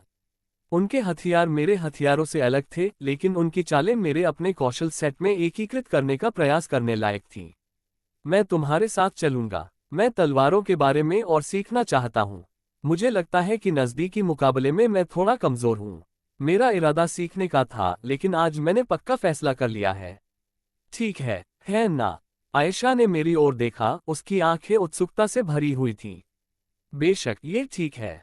आयशा की हथियार मास्टर विशेषता के साथ वह मजबूत आधार के बिना भी जल्दी सीख जाएगी। यद्यपि तलवार की अपेक्षा धनुष उसके लिए अधिक उपयुक्त है, तथापि तलवार चलाने में दक्षता उसके लिए खेल परिवर्तक साबित हो सकती है तथा निकट युद्ध में उसे बढ़त मिल सकती है। ठीक है, इससे मुझे भी लाभ होगा। आयशा के साथ प्रशिक्षण जादुई गुड़ियों से मुकाबला करने से अधिक प्रभावी होगा और उसे भविष्य में निरंतर सुधार करते रहना होगा। मजबूत बनने से कोई नुकसान नहीं होगा, लेकिन इसमें कोई ब्रेक नहीं होगा और यह चुनौतीपूर्ण होगा। चलो अब चलते हैं। तुम मुझे बहुत कम आंकते हो, है ना? मुझमें 2 मास्टर स्तर के गुण हैं। आयशा बड़ी मुस्कुराए और मेरे पीछे आने ही वाली थी कि आयशा, क्या तुम्हारे पास थोड़ा समय है? एंड्रू ने उसे रोक लिया। रायाई ट्रांसलेशन एंड्रयू को अपने दिल में एक पीड़ा महसूस हुई। आयशा, उसे देखते ही उसकी छाती में खिंचाव आ गया। थियो, आयशा। वे बैठक में एक साथ पहुंचे थे, यद्यपि देर से, और पूरी चर्चा के दौरान आयशा का ध्यान पूरी तरह से थियो पर था। यहाँ तक कि जब थियो के शब्दों में गर्मजोशी की कमी होती थी, तब भी वह लगातार हंसती रहती थी तथा उसके कंधे पर हल्के से थपथपाती रहती थी, मानो उसने कुछ बहुत ही मजेदार बात कह दी हो। बेशक, थियो ऐसा व्यक्ति था जो इस तरह के ध्यान का हकदार था। वाल्डेर खोने के प्रभामंडल प्रभाव को एक तरफ रखते हुए वह सक्षम और उदार थे। इससे दर्द और भी तीव्र हो गया। हार की भावना आदमी से आदमी तक। आयशा, क्या तुम्हारे पास थोड़ा समय है? मैं पहले प्रशिक्षण मैदान जाऊंगा। खनक थियो कैफे से चला गया। आयशा के चेहरे पर खटास आ गई। ये पहली बार था जब उसने उसे ऐसा चेहरा बनाते देखा था। चलो एक क्षण के लिए बाहर चलें। आयशा और एंड्रू कैफे से बाहर निकल गए। अक्टूबर की ठंडी हवा उनके विरुद्ध चल रही थी। क्या बात है? मेरे पास समय कम है, इसलिए जल्दी करो। हवा से भी अधिक ठंडी निगाहों से आयशा ने एंड्रू को घूरा। एंड्रू को लगा कि उसका दिल टुकड़ों में टूट गया है। फिर भी उसे पूछना पड़ा, आयशा, थियो तुम्हारे लिए क्या है? एंड्रू ने आशा बनाए रखी। उन्होंने आशा व्यक्त की कि यह कोई महत्वपूर्ण बात नहीं होगी। इससे भी बेहतर होगा कि आप कोई जवाब ही न दें। वह ऐसा व्यक्ति है जिसके साथ मैं जीवन भर रहूंगी। हालांकि आयशा की प्रतिक्रिया एंड्रू की उम्मीदों के बिल्कुल विपरीत थी। एक निर्जीव अभिव्यक्ति के साथ एंड्रू लक्ष्यहीन रूप से हीरो विभाग में घूमता रहा। आयशा ने मेरा दिल जीत लिया। ऐसा महसूस हुआ जैसे वह कभी किसी दूसरे व्यक्ति से सच्चा प्यार नहीं कर सकता। आयशा ने उसका दिल तोड़ दिया था। कोई ऐसा जिसके साथ जीवन बिताया जा सके। आयशा के चेहरे पर बहुत ज्यादा गंभीरता थी। ऐसा कोई मौका ही नहीं था। ओह, एंड्रू घूमते हुए अपने हाथ के पिछले हिस्से से अपने आंसू पोंछ रहा था। उसके टूटे हुए दिल को कहीं जाने की जगह नहीं थी। तभी एक हॉट डॉग की दुकान ने एंड्रू का ध्यान आकर्षित किया। वह आमतौर पर इन्हें नहीं खाता था, क्योंकि ये वसायुक्त होते थे और इनमें पोषण की मात्रा बहुत कम होती थी, लेकिन आज उसे कुछ खाने का मन हुआ। एंड्रू हॉट डॉग की दुकान में दाखिल हुआ। स्वागत है, एक महिला कर्मचारी ने उनका अभिवादन किया। सिर झुकाकर एंड्रू बोला। एक हॉट डॉग बिना चीनी के। मेरा दिल इतना मीठा नहीं है। हम टिल्डर एक हॉट डॉग, लेकिन चीनी के बिना इसका स्वाद उतना अच्छा नहीं होगा। कर्मचारी ने एंड्रू को मुस्कुराते हुए कहा। एंड्रू ने स्वयं को मोहित पाया। यदि कोई ऐसा देवदूत होता जो किसी को सभी सांसारिक दुखों को भुला सकता, तो क्या वह उस मुस्कान का स्वामी नहीं होता। ये रहा आपका हॉट डॉग टिल्डर, जैसा आपने कहा था इसमें चीनी नहीं है, लेकिन मैं इसे चीनी के साथ खाने की सलाह दूंगा। मैंने मेनू में सब कुछ आजमा लिया है। कर्मचारी एक बार फिर मुस्कुराया। ओह, अब जाकर एंड्रू को उसके चेहरे का अध्ययन करने का मौका मिला। आयशा की तुलना में उसके चेहरे के नैन नक्श सादे थे, फिर भी उसकी आंखों में एक कोमल गर्माहट थी जो उसे सांत्वना देती थी। धप, एंड्रू लड़खड़ा गया और उसका हॉट डॉग गिर गया। ओह, लगता है आप कठिन समय से गुजर रहे हैं, कर्मचारी ने सौम्य मुस्कान के साथ कहा। बस 1 मिनट रुको, मैं तुम्हारे लिए एक नया बना दूंगा। और उसने एंड्रू को एक और हॉट डॉग दिया। अगर तुम रोते रोते आंखें लाल हो गई हैं, तो जरूर कोई बड़ी बात होगी। मुझे नहीं पता क्या है, लेकिन खुश हो जाओ। और हाँ, ये मेरी तरफ से है, मेरे पार्ट टाइम वेतन से। लेकिन चलो इसे हम दोनों के बीच ही रहने दो, ये हमारा छोटा सा राज रहेगा। एंड्रू ने जल्दी से अपना मुंह खोला। क्या मैं आपका नाम पूछ सकता हूँ? वह घबराहट में हकलाने लगा, उसके शब्द लड़खड़ा रहे थे। कर्मचारी के चेहरे पर अभी भी गर्मजोशी भरी मुस्कान थी। मैं सैली हूँ, नाइट डिपार्टमेंट में प्रथम वर्ष की छात्रा हूँ। मैं भी प्रथम वर्ष का छात्र हूँ। एंड्रू हीरो विभाग से। आह, मैं देख रहा हूँ कि आपने हीरो डिपार्टमेंट की वर्दी पहन रखी है। ठीक है एंड्रू, अक्सर आते रहना, हिम्मत बनाए रखना। ये कहकर वह खिलखिलाकर मुस्कुराए। उसकी आरामदायक मुस्कान ने पलक झपकते ही उसकी सारी चिंताएं और उदासी दूर कर दी। धन्यवाद सैली। उसका हृदय एक नई ज्वाला से पुनः प्रज्वलित हो उठा। ब्रो 4/5 चप्पी का आनंद ले, जल्द आ रहा है। अध्याय 70 विश्वास 3 सामरिक रणनीति क्लब की बैठक के बाद मैंने आयशा के साथ प्रशिक्षण लिया। क्या मैं तलवार सही ढंग से पकड़ रहा हूँ? अगर आप ऐसे कहेंगे तो किसे पता चलेगा? कृपया विस्तार से समझाएं। आश्चर्य की बात यह है कि तलवारबाजी के मामले में आयशा नौसिखिया थी। मूल गेम में हथियार मास्टर विशेषता वाले पात्र नए हथियारों को जल्दी से अपना सकते थे। कुछ गड़बड़ महसूस हुआ, लेकिन फिर भी मूल खेल से कई चीजें बदल गई थीं। इसलिए मैंने उसे ऐसे निर्देशित किया जैसे मैं किसी नौसिखिए को सिखा रहा हूँ, ठीक वैसे ही जैसे आयरीन ने मुझे सिखाया था। मैंने आयशा की कलाई और कमर पकड़ी और उसे उचित ढंग से चलने के निर्देश दिए। मुझे लगता है मैं कुछ समझ गया हूँ, पर मुश्किल है। क्या तुम मुझे अगली बार फिर सिखाओगे? अरे नहीं, तुम इतना डरावना मुंह क्यों बना रहे हो? क्यों नहीं, मैं भी वाल्डेर परिवार का सदस्य हूँ, है ना? क्या अगले मुखिया के लिए अपने मातहतों का ध्यान रखना स्वाभाविक नहीं है? सीखने के प्रति उसके उत्साह को देखकर मैंने अगली बार उसे फिर से सिखाने का निर्णय लिया। फिर भी हथियार मास्टर विशेषता के साथ थोड़े से मार्गदर्शन से उसके कौशल में तेजी से सुधार होना चाहिए। कम से कम मुझे तो यही उम्मीद थी। इन्हीं विचारों में खोए हुए गाड़ी छात्रावास में पहुंची। मैं सीधे अपने कमरे की ओर चला गया। तुम्हें देखकर अच्छा लगा, थियो। जंग वूही अचानक छात्रावास की इमारत के पास प्रकट हुआ। वह पूरी तरह काले कपड़े पहने हुए थी, एक धूर्त बिल्ली जैसी दिख रही थी। मुझे तो पता ही नहीं चला कि वह वहां थी।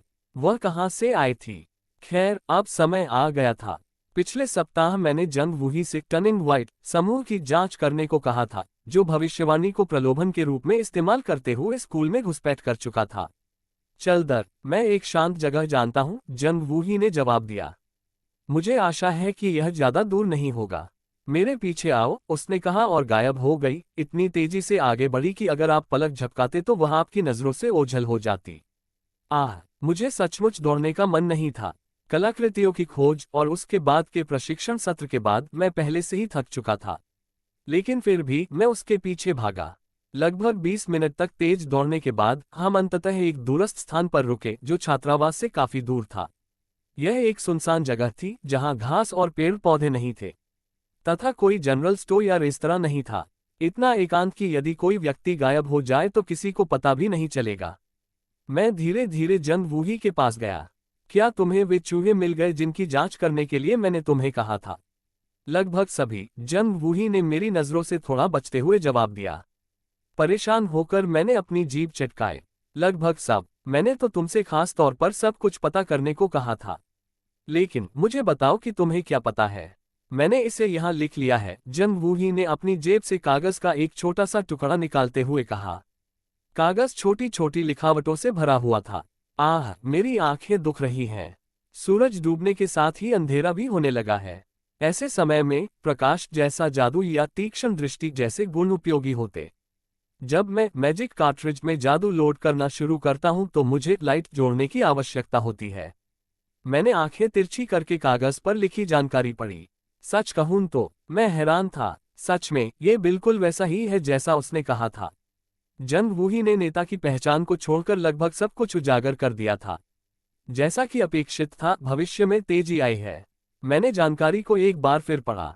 मूल गेम में पहले वर्ष के अंत में और ब्रेक के दौरान दिखाई देने वाले अधिकांश पात्र पहले से ही दिखाई दे रहे थे। जंग वूही की वर्तमान क्षमताओं को देखते हुए उसके लिए इतने कम समय में इतनी अधिक जानकारी प्राप्त करना कठिन होता। जैसा कि अपेक्षित था, वह हताश है।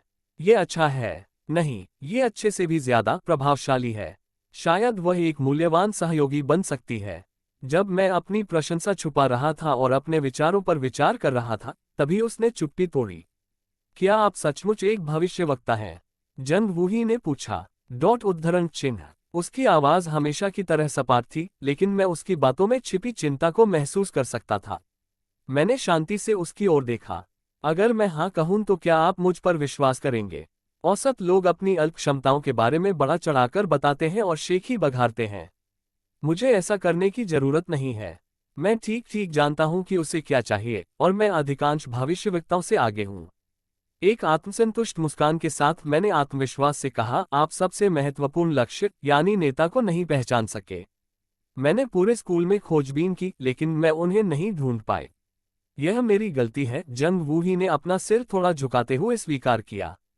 उसका झुका हुआ सिर हताशा का स्पष्ट संकेत था। मूल खेल में जंग वूही को ऐसे किसी भी कार्य से नफरत थी जो समर्पण का संकेत देता हो, जैसे कि सिर झुकाना। मुझे लगता है कि मैं समझ गया कि वह नेता क्यों नहीं ढूंढ सकी। नेता अकादमी के भीतर नहीं है, वे उत्तरी जंगल में छिपे हुए हैं, जो तकनीकी रूप से अकादमी परिसर का हिस्सा है, लेकिन ऐसा स्थान नहीं है जिसे आमतौर पर स्कूल का हिस्सा माना जाता है। मैंने तिरस्कार भरी नजर से देखा और जंग वूही से नजरें मिला ली। तो फिर क्यों आना? निश्चित रूप से आप जानते हैं कि जो नेता आपको नहीं मिल सका, वह उन लोगों से अधिक महत्वपूर्ण है जिन्हें आपने पाया है। मुझे खेद है, मैं असफल हो गई। जंग वूही ने स्वीकार किया। उसका सिर फिर से झुक गया। यदि कोई और होता तो वे घुटनों के बल गिर जाते। वह शायद एक प्रकार का अपमान महसूस कर रही होगी जो उसने पहले कभी अनुभव नहीं किया। लेकिन उसके पास कोई और विकल्प नहीं है। मैं ही एकमात्र व्यक्ति हूं जो उसकी मदद कर सकता हूं। आपकी सीमाओं के बावजूद आपकी महत्वाकांक्षा बहुत ऊंची है। सचमुच आप लालच से प्रेरित हैं, मैंने शांति से कहा। और मैंने इसे यहीं छोड़ दिया। जंग वूही की भावशून्य आंखों में चिंता झलक रही थी। चुपचाप उसने अपने होंठ काट लिए। उसकी छोटी मुट्ठी कसकर बंद हो गई। धप धप धप। उसकी मुड़ी हुई हथेली से खून रिस रहा था, जहां उसके नाखून गल गए थे। ये बेचैन करने वाली बात है। क्या मैंने उसे बहुत जोर से धक्का दिया? लेकिन जंग वूही को संभालने के लिए उसे सतर्क रखना जरूरी है। मैंने अपना अलग व्यवहार बनाए रखते हुए उसकी ओर देखा और धीरे से कहा, बहुत अच्छा। विस्मय अधिबोधक चिन्ह उद्धरण चिन्ह। जंग वूही की आंखें आश्चर्य से चौड़ी हो गईं। मैंने पूछा, अगर मैं तुम्हें एक और मौका दूं तो क्या तुम उसे संभाल सकोगी? निश्चित रूप से, जंग वूही ने जवाब दिया। जब उसकी नजर मुझसे मिली तो उसकी आंखें भयंकर रूप से चमक उठीं। मैं यहाँ खुद को खलनायक जैसा महसूस कर रहा हूँ। हालांकि मुझे इस उद्देश्य के प्रति उसकी प्रतिबद्धता सुनिश्चित करनी होगी। जंग वूही और मुझे अकादमी के भीतर टनिंग व्हाइट पर नियंत्रण रखना होगा। आज का कलाकृतियां अन्वेषण इसका एक प्रमुख उदाहरण था। टनिंग व्हाइट इस कहानी का सबसे बड़ा दुष्ट संगठन है। हम उन्हें कम नहीं आंक सकते। हमें उन पर सावधानीपूर्वक नजर रखने और उनसे निपटने की जरूरत है। मैंने इस जिम्मेदारी का कुछ हिस्सा रोक को भी सौंपा है, लेकिन जंग वूही अकेले और अदृश्य रूप से आगे बढ़ने में सक्षम है। ये संभव है कि मूल्यांकन के पीछे वही व्यक्ति हो जिनका विवरण उसकी रिपोर्ट में दिया गया है। इससे पहले कि टनिंग व्हाइट किसी बड़ी घटना को भड़का सके, हमें अकादमी के भीतर किसी भी घुसपैठिए से तुरंत निपटना होगा। इससे मेरे स्नातक होने की संभावनाएं बेहतर होंगी और साथ ही अकादमी की सुरक्षा भी होगी। मैं तुम्हें कल और जानकारी दूंगा। कल के व्याख्यानों के बाद मुझे ढूंढना। हमें बल प्रयोग करना पड़ सकता है, इसलिए तैयार होकर आना। मैं जल्दी से वापस छात्रावास में चला गया। जैसी कि उम्मीद थी, एमी मेरे कदमों की आहट सुनकर बाहर आ गई। आप वापस आ गए हैं, युवा स्वामी। हाँ, आप काफी थके हुए लग रहे हैं, युवा स्वामी। अगर आपको कोई आपत्ति न हो तो क्या मैं सहनशक्ति बहाल करने के लिए कुछ पौष्टिक भोजन तैयार कर सकता हूँ, युवा स्वामी। हाँ, धन्यवाद। ये कहकर मैं अपने कमरे में वापस चला गया और तुरंत स्नान करने लगा। हालांकि मैं आयशा के साथ प्रशिक्षण के बाद पहले ही नहा चुका था। जंग-वूही की बदौलत मैं एक बार फिर पसीने से भीग गया। धत्तेरी की, एक बार जागने के बाद, एक बार मूल्यांकन के बाद, एक बार प्रशिक्षण के बाद, और अब एक बार घर आने के बाद, दिन में 4 बार नहाना बेतुका है। वे कहते हैं कि अत्यधिक स्नान करना शरीर के लिए अच्छा नहीं है। स्वूश, पानी के गर्म प्रवाह के नीचे मैंने दर्पण में अपने प्रतिबिंब का अध्ययन किया। मेरी मांसपेशियां पहले की तुलना में निस्संदेह अधिक सुडौल हो गई थीं। मेरी शारीरिक संरचना और शारीरिक बनावट अधिकांश मॉडलों से बेहतर थी। कोई भी मेरे शरीर से अधिक सौंदर्यपूर्ण रूप से आकर्षक शरीर का दावा नहीं कर सकता। तथापि मेरे बाईं ओर जादुई कारतूस के प्रतीक अंकित थे। वे जादुई अक्षर थे, यद्यपि उनका अर्थ मुझे समझ नहीं आया। ये वास्तव में एक टैटू जैसा दिखता है। जब तक मेरे पास जादुई कारतूस रहेगा, ये टैटू जैसा निशान मेरे शरीर पर बना रहेगा। लानत है, मैं इसे किसी को नहीं देखने दूंगा। मैं अनावश्यक संदेह को आमंत्रित नहीं करना चाहता था। क्या किसी कुलीन परिवार का बच्चा अपने छात्र जीवन में टैटू बनवा रहा है? अरे यार, अगर यह बात कभी बाहर आ गई तो इस घोटाले के बारे में सोचकर ही मेरा सिर चकराने लगता है।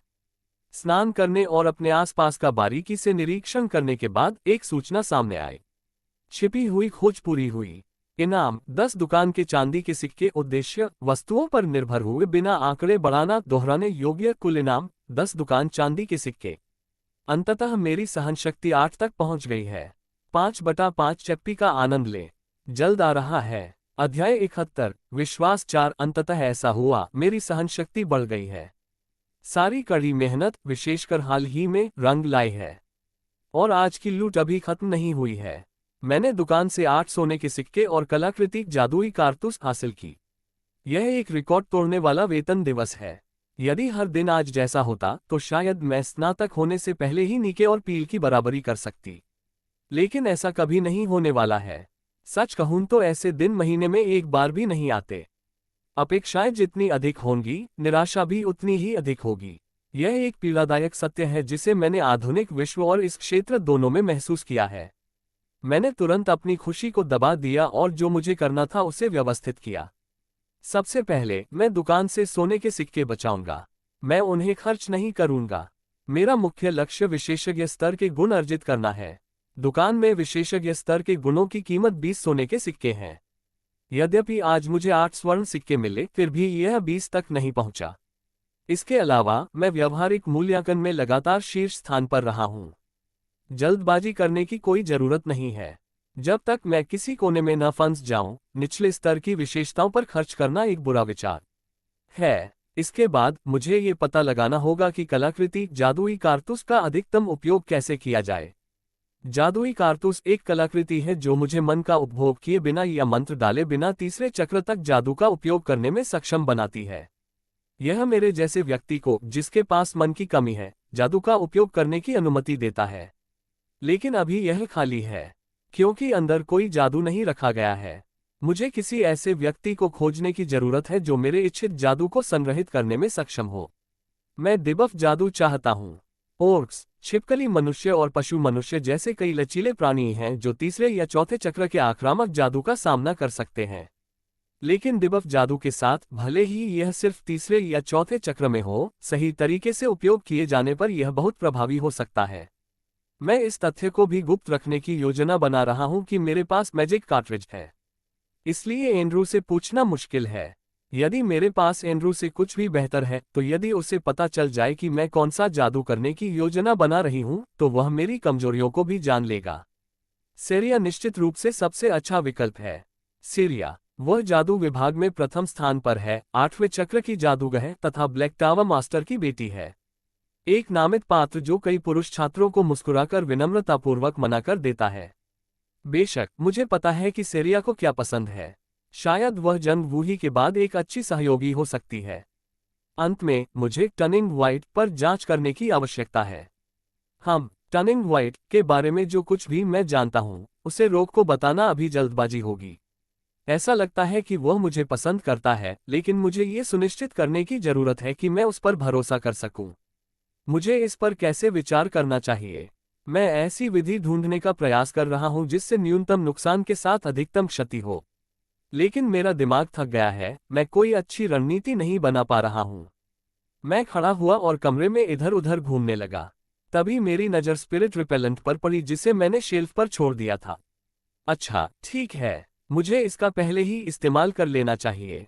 ऐसा नहीं है कि मुझे सिएना पसंद नहीं है, लेकिन मैं नहीं चाहता कि वह हर समय मेरे पीछे पीछे घूमती रहे।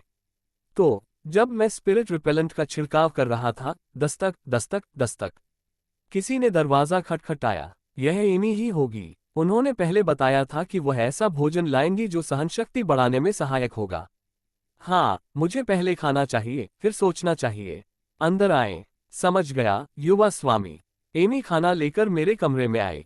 आदतन मैंने एमी की स्थिति पर नजर डाली। सामान्य से कोई अंतर नहीं था। नाम एमी वॉटसन, लिंग महिला, आयु 17, जाति मानव संबद्धता वाल्डेउर हाउस, इक्विलिब्रियम ताकत 7, सहनशक्ति 7। वहां एक सुराग था जो शायद मेरी समस्या का समाधान कर सकता था।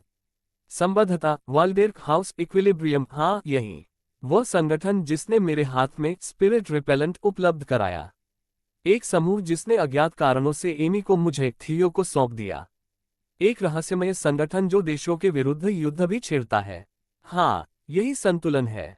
यदि मैं इसे सही तरीके से करूं तो मैं बिना किसी बाधा के चीजों को ठीक कर सकता हूं।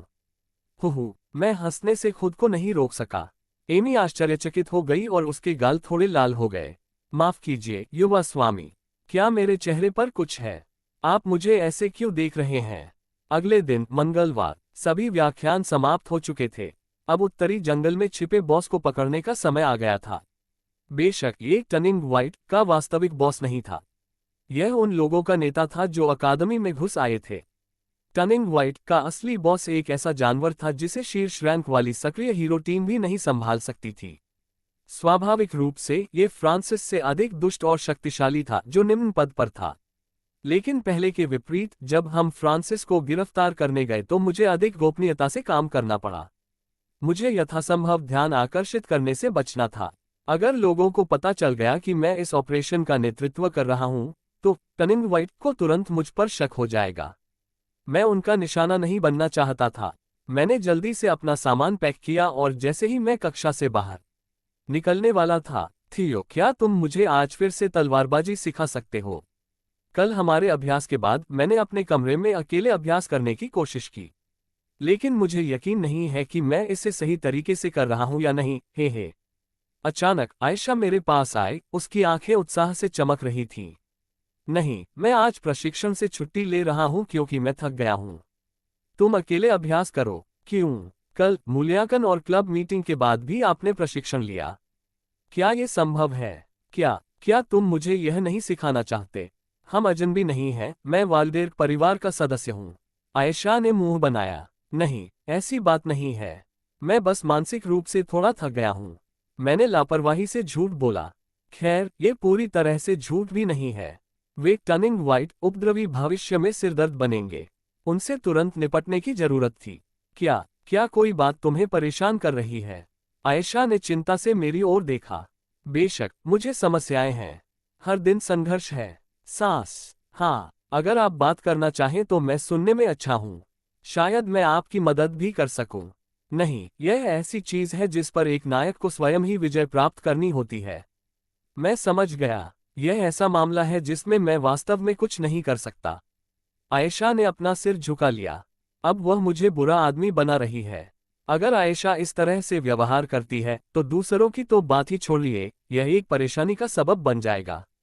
अकादमी की आदर्श होने के नाते बहुत सी निगाहें उस पर टिकी हैं। मैं किसी भी नकारात्मक गपशप बर्दाश्त नहीं कर सकता। नहीं आयशा, तुम बहुत प्रतिभाशाली हो। तुम कई मायनों में मददगार हो। वास्तव में, मैंने अपनी बात ठीक से नहीं समझाई। मेरे कहने का मतलब था कि मैं अभी इसे खुद संभाल सकता हूं। अगली बार जब मुझे जरूरत होगी तो मैं आपकी मदद मांगूंगा। वास्तव में मुझे जल्द ही आयशा की मदद की आवश्यकता होगी। वास्तव में, हाँ, कल मैं तुम्हारी तलवारबाजी का आकलन करूंगा। तुम बहुत प्रतिभाशाली हो, इसलिए अगर अभी सब ठीक नहीं चल रहा है तो निराश मत हो। बस खुद को आगे बढ़ाते रहो। आयशा की हथियार मास्टर विशेषता के साथ यदि वह हार नहीं मानती और प्रयास करती रहती है तो वह उच्च स्तर तक पहुंच जाएगी। ये कहकर मैं कक्षा से बाहर चला गया। उत्तरी जंगल की ओर जाने वाली गाड़ी में बैठने के बजाय मैं सीधे जंग वूही के कमरे में चला गया। यह उस योजना का हिस्सा था जो मैंने सोची थी। इस मिशन में गोपनीयता अत्यंत महत्वपूर्ण थी, इसीलिए मैंने केवल कुछ असाधारण सदस्यों को ही चुना। थियो में जंग वूही, नोक्टार, सिएना और एमी, 5 लोगों की एक टीम। मैंने ऑक साथियों को बाहर रखा।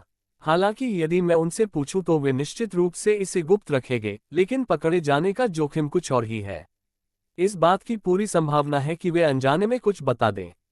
यही कारण है कि व्याख्यान समाप्त होते ही नोक्टार और सिएना गाड़ी में बैठ गए और जंग वूही और मैं अगली गाड़ी में बैठने की योजना बना रहे हैं। गाड़ी जल्द ही यहां आ जाएगी। क्या आप तैयार हैं? हाँ, मैंने सब कुछ पैक कर लिया है। जंग वूही ने मुझे अपना बैग दिखाया। बैग के अंदर एक घुमावदार खंजर ने मेरा ध्यान आकर्षित किया। वह तो ये भी साथ ला रही है। तीसरे वर्ष का छात्र बनने से पहले आपको अकादमी में बाहर से कलाकृतियां और सामान लाने की मनाही होती है। यदि आप पकड़े गए तो सजा कड़ी होगी। वास्तव में जंग वूही को साझेदार के रूप में चुनना सही निर्णय था। तो हम चलते हैं। और इस तरह जंग वूही और मैं उत्तरी जंगल की ओर जाने वाली गाड़ी में सवार हो गए।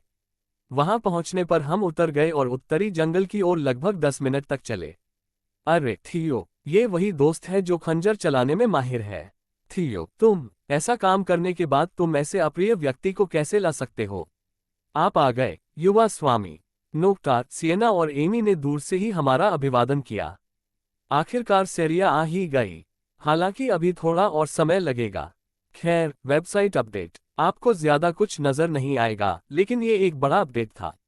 इसमें एक नई चीज जुड़ रही है, जहां हम किसी उपन्यास के शुरुआती कुछ अंश पोस्ट करते हैं और देखते हैं कि हमें वो पसंद आता है या नहीं। जैसे किसी उपन्यास का ट्रायल। कुछ अध्याय पढ़ने के बाद ही यह पता लगाना कठिन है कि यह अच्छा है या नहीं। 1/5 चैप्टी का आनंद लें। जल्द आ रहा है अध्याय 72, विश्वास 5 TL संपादक राय चित्र। यहाँ मैंने दूर से नोक्टार, सिएना और एमी को एक बड़े पेड़ के नीचे खड़े होकर देखा। विशाल और जंगली उत्तरी वन मूल खेल में एक प्रमुख स्थान था। मैंने उनसे कहा था कि वे यहां पहुंचने के बाद वहीं प्रतीक्षा करें। सिएना के यहां होने से हम इसे शीघ्रता से पूरा कर सकते हैं। Tap tap. मैंने धीरे से जंग वूही के कंधे पर थपथपाया और सिर हिलाया। यह मेरा मौन तरीका था ये कहने का कि मुझे पैगंबर मत कहो। मैंने उसे गाड़ी में यात्रा के दौरान पहले ही चेतावनी दे दी थी, लेकिन अनावश्यक भ्रम से दूर रहना ही सबसे अच्छा है। सिएना, नोक्टार और एमी तीनों ही भरोसेमंद थे, लेकिन उन्हें सब कुछ जानने की जरूरत नहीं थी। इस दुनिया में पैगंबर की उपाधि बहुत शक्तिशाली थी। जो लोग भविष्य की झलक देख सकते थे वे बहुत कम थे, पूरे महाद्वीप में 10 से भी कम। जंग वूही ने मेरी ओर देखा और समझ में सिर हिलाया। जैसे ही मैं उस समूह की ओर बढ़ा जो समय से पहले ही आ गया था। क्या हुआ थियो, तुम दोनों एक दूसरे को इस तरह क्यों देख रहे थे? सिएना, जो दौड़कर मेरे पास आई थी, ने अपनी बाहें मेरी ओर मोड़ लीं। मैं उसके साथ नजरें नहीं मिला रहा था। नहीं, तुम मुझे धोखा नहीं दे सकते। सुनो, कोई लापरवाही मत करना। उस अजीब दवा को दोबारा मत छिड़कना। अगर तुमने ऐसा किया तो मैं उसे जाने नहीं दूंगा। सिएना ने मेरी ओर भौहें चढ़ाईं, लेकिन उसके कठोर चेहरे के बावजूद उसकी आवाज परेशान होने के बजाय चंचल लग रही थी। मेरी भी अपनी जिंदगी है। और सिएना मेरी ओर देख रही थी, उसका चेहरा उलझन से भरा हुआ था। वह अपने आप पर इतना आश्वस्त थी कि कुछ क्षणों के लिए मेरे पास शब्द नहीं थे। और वह कहती है, जो लोग एक दूसरे को पसंद करते हैं उन्हें कोई रहस्य नहीं रखना चाहिए, है ना? यह एक तरफा है ना? तो आप भी इसे देखें। सिएना ने मेरे शब्दों की अलग तरह से व्याख्या की। एक दूसरे को पसंद करना, क्या यह एक तरफा बात नहीं है? और मैं आप जैसी आत्माओं से संवाद नहीं कर सकता। मैं तो उनकी आकृतियां भी नहीं देख सकता। सिएना खुशी से खिलखिला उठी। हे, क्या आप आत्माओं को देखना चाहते हैं? नहीं, भूल जाओ। कैसे? ये प्रश्न मेरे होठों पर ही रह गया, लेकिन मैंने उसे दबा लिया। यदि मैं अब इस विषय को उठाऊंगा तो वह ऐसी है जो मुझे महान वन में ले जाएगी और दावा करेगी कि वह मुझे आत्माओं से संवाद करना सिखाने के लिए ऐसा कर रही है। स्वच्छ हवा और पानी की बदौलत महान वन में रहने से अंततः मुझे आत्माओं को महसूस करने और उनसे बातचीत करने का अवसर मिला। लेकिन इसमें लगभग 100 वर्ष लगेंगे। तब तक मैं इस दुनिया में नहीं रहूंगा। खैर, हम इस बारे में कुछ नहीं कर सकते। खैर, कोशिश करो कि परेशानी न हो, ठीक है? मैं वादा नहीं कर सकता कि अगर तुमने ऐसा किया तो मैं क्या करूंगा। सिएना ने मेरी बांह कसकर पकड़ ली। बिना कुछ कहे मैंने दूसरी ओर देख लिया। हे, सिएना ने मेरी चुप्पी को सहमति समझा और खिलखिलाकर हंस पड़ी। सच में टिल्डा, हमारा थियो कितना प्यारा है। उसे पता है कि उसे डांट पड़ने वाली है, लेकिन फिर भी वह शर्म से खुद को रोकने की कोशिश करता है। सिएना मेरे पास खड़ी होकर बातें करती रही। यह कोई शर्मीला प्रतिरोध नहीं था। यह परेशान करने वाली औरत। यह एक रणनीतिक कदम है जो भविष्य में एक बड़ी छलांग के लिए मंच तैयार कर रहा है। मैंने अपना निर्णय ले लिया है। हालांकि सिएना ने मेरी बहुत मदद की है, लेकिन मैं उसे अपने ऊपर दबाव बनाने की इजाजत नहीं दे सकता। उसका लगातार मुझ पर नजर रखना निजी जीवन को छोड़कर कई चीजों को सीमित कर देता। मैंने इसे बाद में प्राप्त करने की योजना बनाई थी, लेकिन हो सकता है कि मुझे इसकी आवश्यकता जल्दी पड़ जाए। मुझे एक और छिपा हुआ टुकड़ा प्राप्त करने में तेजी लाने की जरूरत है।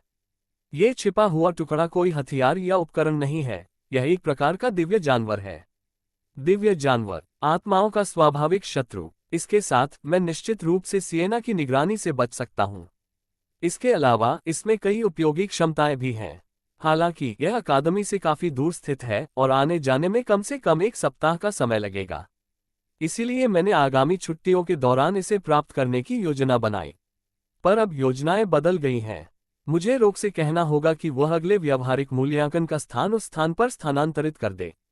अकादमी की बदलती घटनाएं मूल खेल से अलग हो जाती हैं। अप्रत्याशित समस्याओं का सामना करने की संभावना बढ़ जाती है। लेकिन सिएना की आत्मा आधारित जासूसी को रोकना प्राथमिकता है। और चूंकि कहानी पहले ही बदल चुकी है, इसलिए और अधिक परिवर्तन उतना मायने नहीं रखेंगे। मैं हर पल अपना सर्वश्रेष्ठ दूंगा।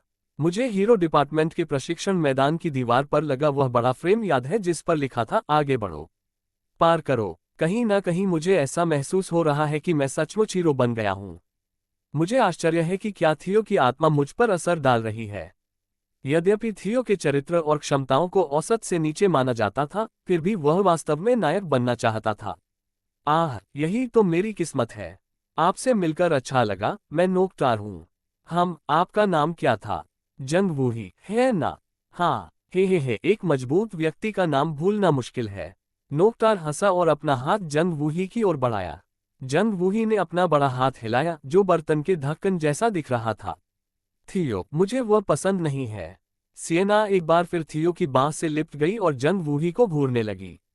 दूसरी ओर एमी ने शांति से जंग वूही को देखा। एमी ने अपनी भावनाओं को छिपाना सीख लिया था, क्योंकि वह बचपन से ही थियो नामक एक उपद्रवी व्यक्ति के साथ व्यवहार कर रही थी। उसकी आभा परिचित सी लगी, यद्यपि धुंधली सी। एक हत्यारे की हल्की आभा। निश्चित रूप से युवा मास्टर के साथ उस पहले मिशन के दौरान। ये वही महिला थी जो उस समय उन्हें देख रही थी। ऐसी आभा असामान्य है। एक छोटा सा आंकड़ा, लगभग 150 सेमी लंबा। इसके अलावा उसका शरीर भी उसी से मेल खाता था जो उसने उस दिन देखा था। अब वे एक ही टीम में थे। एमी जंग वूही की ओर बढ़ी और अपना हाथ बढ़ाया। मैं एमी हूँ, मास्टर थियो की सेवा कर रही हूँ। आपसे मिलकर मुझे खुशी हुई, सुश्री जंग वूही। हाँ, खुशी मेरी है। अपनी सामान्य उदासीन अभिव्यक्ति के साथ जंग वूही ने एमी से हाथ मिलाना स्वीकार कर लिया। उसके साथ एक हत्यारा भी है। क्या वह कोई योजना बना रहा है? जंग वूही को पहले से ही पता था। एमी भी अपनी ही तरह एक हत्यारी थी, लेकिन वह अभी भी इस बात से अनजान थी कि एमी इक्विलिब्रियम का हिस्सा थी। आज का मिशन टर्निंग व्हाइट से घुसपैठिए को रोकना है, जो अकादमी में नेतृत्वकारी भूमिका निभाता है। मैंने बिना किसी हिचकिचाहट के ब्रीफिंग शुरू कर दी। अगर आप यहां से उत्तर की ओर बढ़ेंगे तो आप हमारे लक्ष्य के ठिकाने तक पहुंच जाएंगे। अगर हमें रास्ते में लक्ष्य नहीं मिलता है तो पहले ठिकाने को सुरक्षित कर लीजिए। पहले की तरह हमें लक्ष्य को मारने की अनुमति नहीं है ना? नोकटार ने सवाल किया। जरूरी नहीं। हालांकि लक्ष्य को जीवित पकड़ना बेहतर है, लेकिन अप्रत्याशित परिस्थितियों में हम उसी के अनुसार प्रतिक्रिया करेंगे। मैं समझ गया थियो। मैं यही करूंगा। के, अगर तुम इतने गंभीर हो तो इसका मतलब है कि हमारा प्रतिद्वंद्वी कड़ा है। मुझे किसी मजबूत प्रतिद्वंद्वी का सामना किए हुए काफी समय हो गया है। यह मेरे खून में उबाल ला देता है। नोकटार अपने दांत पीसते हुए हंसा। फिर मैंने टीम के सदस्यों को कुछ छोटी छोटी जानकारियां दी। इस तरह की टीम के साथ हम उसे पकड़ने में सक्षम होंगे। नेता के पास एक अनुभवी मध्य स्तरीय नायक की क्षमताएं हैं, निश्चित रूप से फ्रांसिस से अधिक मजबूत। लेकिन हमारे साथ जंग वूही और सिएना भी हैं। एक बार जब हम नेता को मार गिराएंगे तो अकादमी के भीतर बचे हुए घुसपैठियों से निपटना बहुत आसान हो जाएगा। किसी समूह पर हमला करते समय सबसे पहले उसके नेता को निशाना बनाना सबसे प्रभावी होता है। ये चुनौतीपूर्ण होगा, हालांकि अब मेरे पास शक्ति और ज्ञान दोनों हैं। अब चलो तुरंत चलें। थोड़ी देर रुकें। ये जंग वूही था। यह क्या है? मैं कुछ अधिक आरामदायक पहनना चाहता हूँ। समझा, मैं शीघ्र ही वापस आऊंगा। इसके साथ ही जंग वूही हमारी नजरों से ओझल हो गया। कुछ ही देर में वह वापस लौट आए। उसका पहनावा काले रंग का था, बिल्कुल पिछले दिन की तरह। उसने ऐसे कपड़े पहने थे जो आसानी से चलने फिरने के लिए डिजाइन किए गए थे। मैं वापस आ गया हूँ। ठीक है, चलो शुरू करते हैं। ऐसा लगा जैसे 10 सेकंड भी नहीं बीते हों। वह असाधारण रूप से तेज थी। उसकी गति प्रशिक्षण शिविर में प्रवेश करने वाले नए भर्ती हुए व्यक्ति से भी अधिक तेज थी। क्या ऐसा हो सकता है कि वह इतने समय से इसे नीचे पहने हुए थी? लगभग 20 मिनट चलने के बाद आसपास का वातावरण अंधेरा होने लगा। नोक्टे ने अपना अवलोकन साझा किया। यहाँ माहौल बदल गया है। हमें चुपचाप चलना चाहिए, है ना? हाँ, अगर हम उन्हें देख लेंगे तो मैं संकेत दे दूंगा। हम लगभग वहां पहुंच चुके हैं। मूल खेल के अनुसार उनका ठिकाना यहीं होना चाहिए। तब सरसराहट, एक हल्की सी हलचल से हमारे सामने की झाड़ियां हिल उठीं। एक छोटी सी गतिविधि जिसे अन्य लोग अनदेखा कर सकते हैं, लेकिन हमारे प्रवेश करने से पहले ही मैंने ऑब्जर्वर आई को सक्रिय कर दिया था। मेरी जांच से कुछ भी नहीं बच सका। जंग वूही, मैं धीरे धीरे हिलती झाड़ियों पर अपनी नजरें गड़ाए हुए बोला। हाँ, जंग वूही ने भी इस बात पर ध्यान दिया था। एक क्षण में वह उसकी ओर बढ़ गई। मैंने आगे की ओर ध्यान केंद्रित किया और आगे की ओर दौड़ते हुए आवाज लगाई, ध्यान से अनुसरण करें। हे समझ गया टिल्ड, ठीक है चलो चलें। मैं समझ गया युवा स्वामी। टीम के सदस्य मेरे पीछे पीछे चल रहे थे। ठीक है, चलो उन्हें जल्दी से पकड़ें और वापस चलें। 2/5 चैप्टी का आनंद लें। जल्द आ रहा है। अध्याय 73, विश्वास 6 टीएल संपादक राई चित्र। यहाँ मैं जंग वूही और नेता की तेजी से गायब होती आकृतियों का पीछा करने लगा। वे अविश्वसनीय रूप से तेज हैं। यदि गति एक आंकड़ा होती तो जंग वूही निश्चित रूप से शीर्ष पर होते। कुह, जैसी उम्मीद थी। वह कोई साधारण व्यक्ति नहीं है। मैंने उसकी गति का अनुमान नहीं लगाया था। मेरे पीछे दौड़ते हुए नोकटार बुदबुदाया। मैंने संक्षेप में पीछे मुड़कर देखा। नोकटार सबसे अंत में पीछे चल रहा था। एमी और सिएना मेरे ठीक पीछे थीं। जंग वूही का पीछा करते रहो। यह आसान नहीं होगा, लेकिन हमें दौड़ते रहना होगा। समझ गया युवा स्वामी। हफ़, ठीक है। वह परेशान करने वाली लड़की और वह व्यक्ति जो अचानक भाग गया, बहुत तेज है। वह कम से कम एक औसत एल्फ तलवारबाज जितनी कुशल है, और इसलिए हमने दोनों की तलाश जारी रखी। जंग वूही दृढ़ संकल्प के साथ दौड़ा। हालांकि नेता से दूरी को कम करना कठिन साबित हुआ। क्या यह मेरी तकनीक है? मूलतः उसने पास ही रहने और स्थिति को शीघ्रता से संभालने की योजना बनाई थी। लेकिन नेता कोई आसान लक्ष्य नहीं था। ऐसा लग रहा था कि पीछा उम्मीद से अधिक लंबा चलेगा। क्या? जंग वूही ने अपनी जांघ पर बंदी जेब से खंजर निकाला और उसे फेंक दिया। हालांकि नेता ने अपने कपड़ों के नीचे से एक छोटी तलवार निकाली और आसानी से खंजर को दूर फेंक दिया। कितनी स्वाभाविक प्रतिक्रिया है, मानो उन्हें खंजर की चाल शुरू से ही मालूम थी। यह कोई आसान प्रतिद्वंद्वी नहीं है। ये सोचते हुए जंग वूही ने एक के बाद एक खंजर फेंके, लेकिन नेता ने उन्हें आसानी से रोक दिया। इसकी उम्मीद तो थी ही। जिस नेता को उसने निशाना बनाया, मेलन, वह एक हत्यारा था। वह भी एक अनुभवी व्यक्ति। बेशक जंग वूही वर्तमान में महाद्वीप के सबसे कुशल व्यक्तियों में से एक थे। हत्यारे समूह संतुलन के उत्तराधिकारी के रूप में उनके पास असाधारण प्रतिभा थी, लेकिन उनका व्यावहारिक अनुभव एक अनुभवी की तुलना में कम था। आखिरकार जंग वूही केवल 14 साल का था। वह अभी भी बच्ची थी। थियो बोला, सिएना, क्या तुम उसे किसी तरह फंसा सकती हो? नहीं, इतनी तेज गति से चलने वाले के साथ ऐसा करना मुश्किल है। इसके अलावा दूरी भी बहुत ज्यादा है। अगर मैं उसकी गति थोड़ी भी धीमी कर सकूं तो मैं जरूर कोशिश करूंगा। थियो ने जल्दी से अपने विकल्पों पर विचार किया। मेलन को अस्थायी रूप से स्थिर करने का कोई तरीका होना चाहिए। क्या उसे 10 सेकंड तक रोकने का कोई तरीका है? यदि हम उसे 10 सेकंड के लिए पकड़ सकें तो सिएना की आत्मा मेलन को बांध सकती है। जब थियो संभावित समाधानों पर विचार कर रहा था, एमी ने उससे बात की। युवा मास्टर, मुझे लगता है कि हम चक्कर लगा रहे हैं। क्या आपको यकीन है? हाँ, युवा गुरु, मैं भले ही कुछ खास न हूं, लेकिन मुझे अक्सर कहा जाता है कि मेरी अंतर्ज्ञान शक्ति बहुत अच्छी है। अच्छा ऐसा है। थियो के दिमाग में एक योजना बनने लगी। थियो ने तुरंत अपनी उन्नत पर्यवेक्षक की आंख से अपने आसपास का निरीक्षण किया।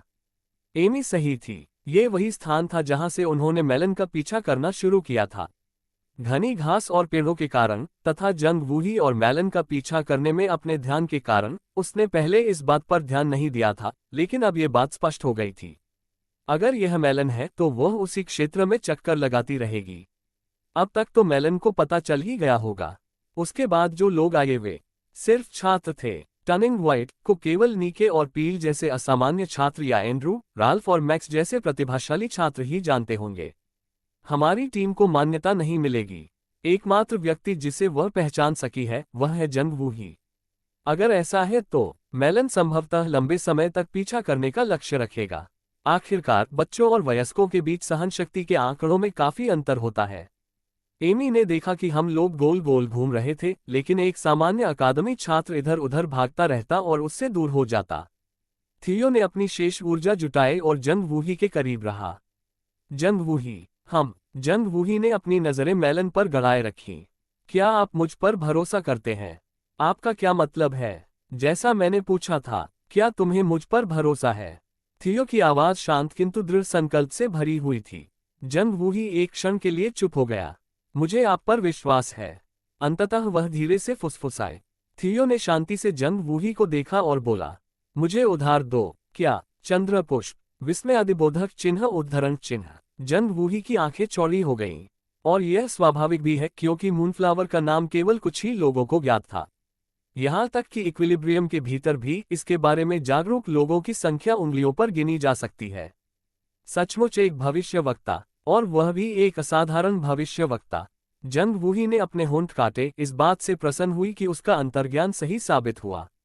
ठीक है। जंग वूही ने अपनी कमर से बंधा मूनफ्लावर थियो की ओर फेंका। बिना किसी हिचकिचाहट के थियो ने तेजी से मूनफ्लावर को अपनी जेब में रख लिया। चंद्रफूल, एक पतला घुमावदार खंजर जिसे जंग वूही अपने साथ उत्तरी जंगल में लाई थी। यद्यपि सतह पर यह एक औपचारिक खंजर प्रतीत होता था, लेकिन मूनफ्लावर सामान्य से बहुत दूर था। यह पूरे महाद्वीप में अत्यंत दुर्लभ वस्तु थी। यहां तक कि वाल्डेर परिवार के गुप्त शस्त्रागार में, जहां उच्च श्रेणी के हथियारों का भंडार था, इस क्षमता के हथियार बहुत कम थे। मूनफ्लावर एक पौराणिक हथियार था, साधारण, दुर्लभ, नायक, किंवदंती, मिथक, आरोही क्रम में। और थियो इसके छिपे हुए विशेष प्रभावों से अच्छी तरह परिचित था। जंग वूही ने थियो पर एक त्वरित नजर डाली। लेकिन आपको पता है यह क्या है? तुम्हें इसे वापस करना होगा। यह मेरा है। बिल्कुल, अभी के लिए उसका पीछा करते रहो। मुझे अभी अभी एक नए भविष्य की झलक मिली है। खरबूजा आसानी से फिसल गया। हे, ठीक वही जो मैंने छात्रों से अपेक्षा की थी। एक तो परेशानी का सबब बन गया, लेकिन वह सब एक छोटी सी असुविधा थी। छोटे कद और खंजर से पता चलता है कि वह एक कुशल हत्यारे थे। ऐसे लोगों के साथ नजदीकी लड़ाई में शामिल न होना ही बेहतर है। दूर से खंजर फेंकने से ज्यादा खतरा नहीं होगा। वह जंग वूही ही होगा। जंग वूही वर्तमान में एलेनिया हीरो विभाग में प्रथम वर्ष के छात्रों में 5वें स्थान पर है। अपने काले बालों और छोटे कद के कारण वह अचूक थी। मुझे लगभग 2 घंटे और रुकना होगा। सुदृढ़ीकरण की संभावना नहीं थी, फिर भी वह आश्वस्त थी। वहां कोई प्रोफेसर नहीं थे, न ही नीके और पील जैसे छात्र थे जो सामान्य छात्रों से तुलना से परे थे। मैं इन बच्चों को मुझे पकड़ते हुए नहीं देख सकता। उन्हें तो ये भी ध्यान नहीं रहा कि वे तीसरी बार चक्कर लगा रहे हैं। ये बात मन में रखते हुए वह दौड़ती रही। पास की एक बड़ी झाड़ी से कोई उछल कर आया। चांदी के बाल वाला एक सुंदर आदमी, लेकिन वह एक अनुभवी हत्यारा थी। आश्चर्य के बावजूद उसने जल्दी ही अपने आप को संभाल लिया। चांदी के बालों वाला वह आदमी भयंकर आभा लिए हुए था और उसके हाथ में एक खंजर था। उनका रुख हत्यारे की बजाय तलवारबाज जैसा अधिक था। लड़ने का कोई कारण ही नहीं है। मेलन उस आदमी के पास से गुजरा और भागने ही वाला था। तब काश उस आदमी ने विस्फोटक ढंग से हमला किया और अपना खंजर उसकी जांघ पर तान दिया। उसकी गति असाधारण थी। एक क्षण के लिए तो वह जंगबूही से भी आगे निकल गया। इस पर प्रतिक्रिया करना कठिन था, फिर भी वह किसी तरह बच निकलने में सफल रही। हालांकि उस आदमी ने हार नहीं मानी, लगातार मेलन की जांघ को निशाना बनाना। वूश जंगबूही ने सहायता के लिए अपना खंजर फेंका। मेलन ने अपनी छोटी तलवार से उसे हटा दिया, लेकिन उफ, आदमी की गति बहुत तेज थी। उसका खंजर हल्के से उसकी जांघ पर लगा। मेलन ने जल्दी से अपनी रणनीति समायोजित कर ली। मूलतः उसने युद्ध में शामिल हुए बिना ही पीछे हटने की योजना बनाई थी, क्योंकि उसे डर था कि कहीं अतिरिक्त सैनिक न आ जाएं। लेकिन अब उसने उन्हें खत्म करने का निर्णय लिया। नजदीकी लड़ाई से बचना जोखिम कम करने की रणनीति थी, लेकिन इसका मतलब यह नहीं था कि उनमें आत्मविश्वास की कमी थी। नहीं, आमने सामने की लड़ाई में मैं खुद पर दांव लगाऊंगा। हालांकि वह मामूली रूप से घायल हो गई थी। उसकी वर्तमान स्थिति को देखते हुए उस आदमी की अविश्वसनीय गति से बच निकलना असंभव लग रहा था। मुझे अच्छा नहीं लग रहा है। मेलन ने तेजी से अपनी तलवार उस आदमी की जांघ की ओर घुमाई। उसने उम्मीद की थी कि वह बच निकलेगा, जिसके बाद वह उसकी गर्दन पर निशाना साधेगी, क्योंकि उसका निचला शरीर लड़खड़ा रहा था। तथापि स्वूश, वह आदमी भागा नहीं, बल्कि उसकी पहुंच के भीतर तक घुस गया। विस्मय अधिबोधक चिन्ह उद्धरण चिन्ह। गार्ड पकड़ा गया। मुझे पीछे हटना होगा। उस आदमी के हाथ में जो खंजर था वह साधारण नहीं था। और कौन अपनी सही समझ के साथ किसी हमले से बचने के बजाय उसमें कूदना पसंद करेगा। मेलन तेजी से पीछे हट गया। वह आदमी मुस्कुराता हुआ आगे बढ़ता रहा, उसका हमला जारी रहा। वहां कोई बचाव नहीं था। हमला पूरी तरह एक तरफा था। मेलन धीरे धीरे उस आदमी के खंजर कौशल से परिचित हो गया। क्या वह बहुत ज्यादा तनाव में थी? खंजर चलाने में उसका हुनर उतना प्रभावशाली नहीं लग रहा था जितना उसने पहले सोचा था। गति के अलावा इसमें ध्यान देने योग्य कुछ भी नहीं था। मैंने उसकी गति के कारण उसका अधिक अनुमान लगा लिया होगा। मेलन को थोड़ा आश्चर्य हुआ। ऐसा कोई तरीका नहीं था जिससे वह एक साधारण छात्रा से हार जाती, विशेषकर एक महत्वहीन व्यक्ति। तब अचानक वह अपने हाथ और पैर हिलाने में असमर्थ हो गई। ऐसा लग रहा था जैसे वे मजबूत रस्सियों से बंधे हों। अचानक उसके पेट से ठंडक भरा दर्द उठा। उसकी आंखों के सामने एक हल्का सा चमकता हुआ फूल दिखाई दिया। वह खूबसूरत दृश्य मेलन ने आखिरी बार देखा था। 3/5 चप्पी का आनंद ले, जल्द आ रहा है।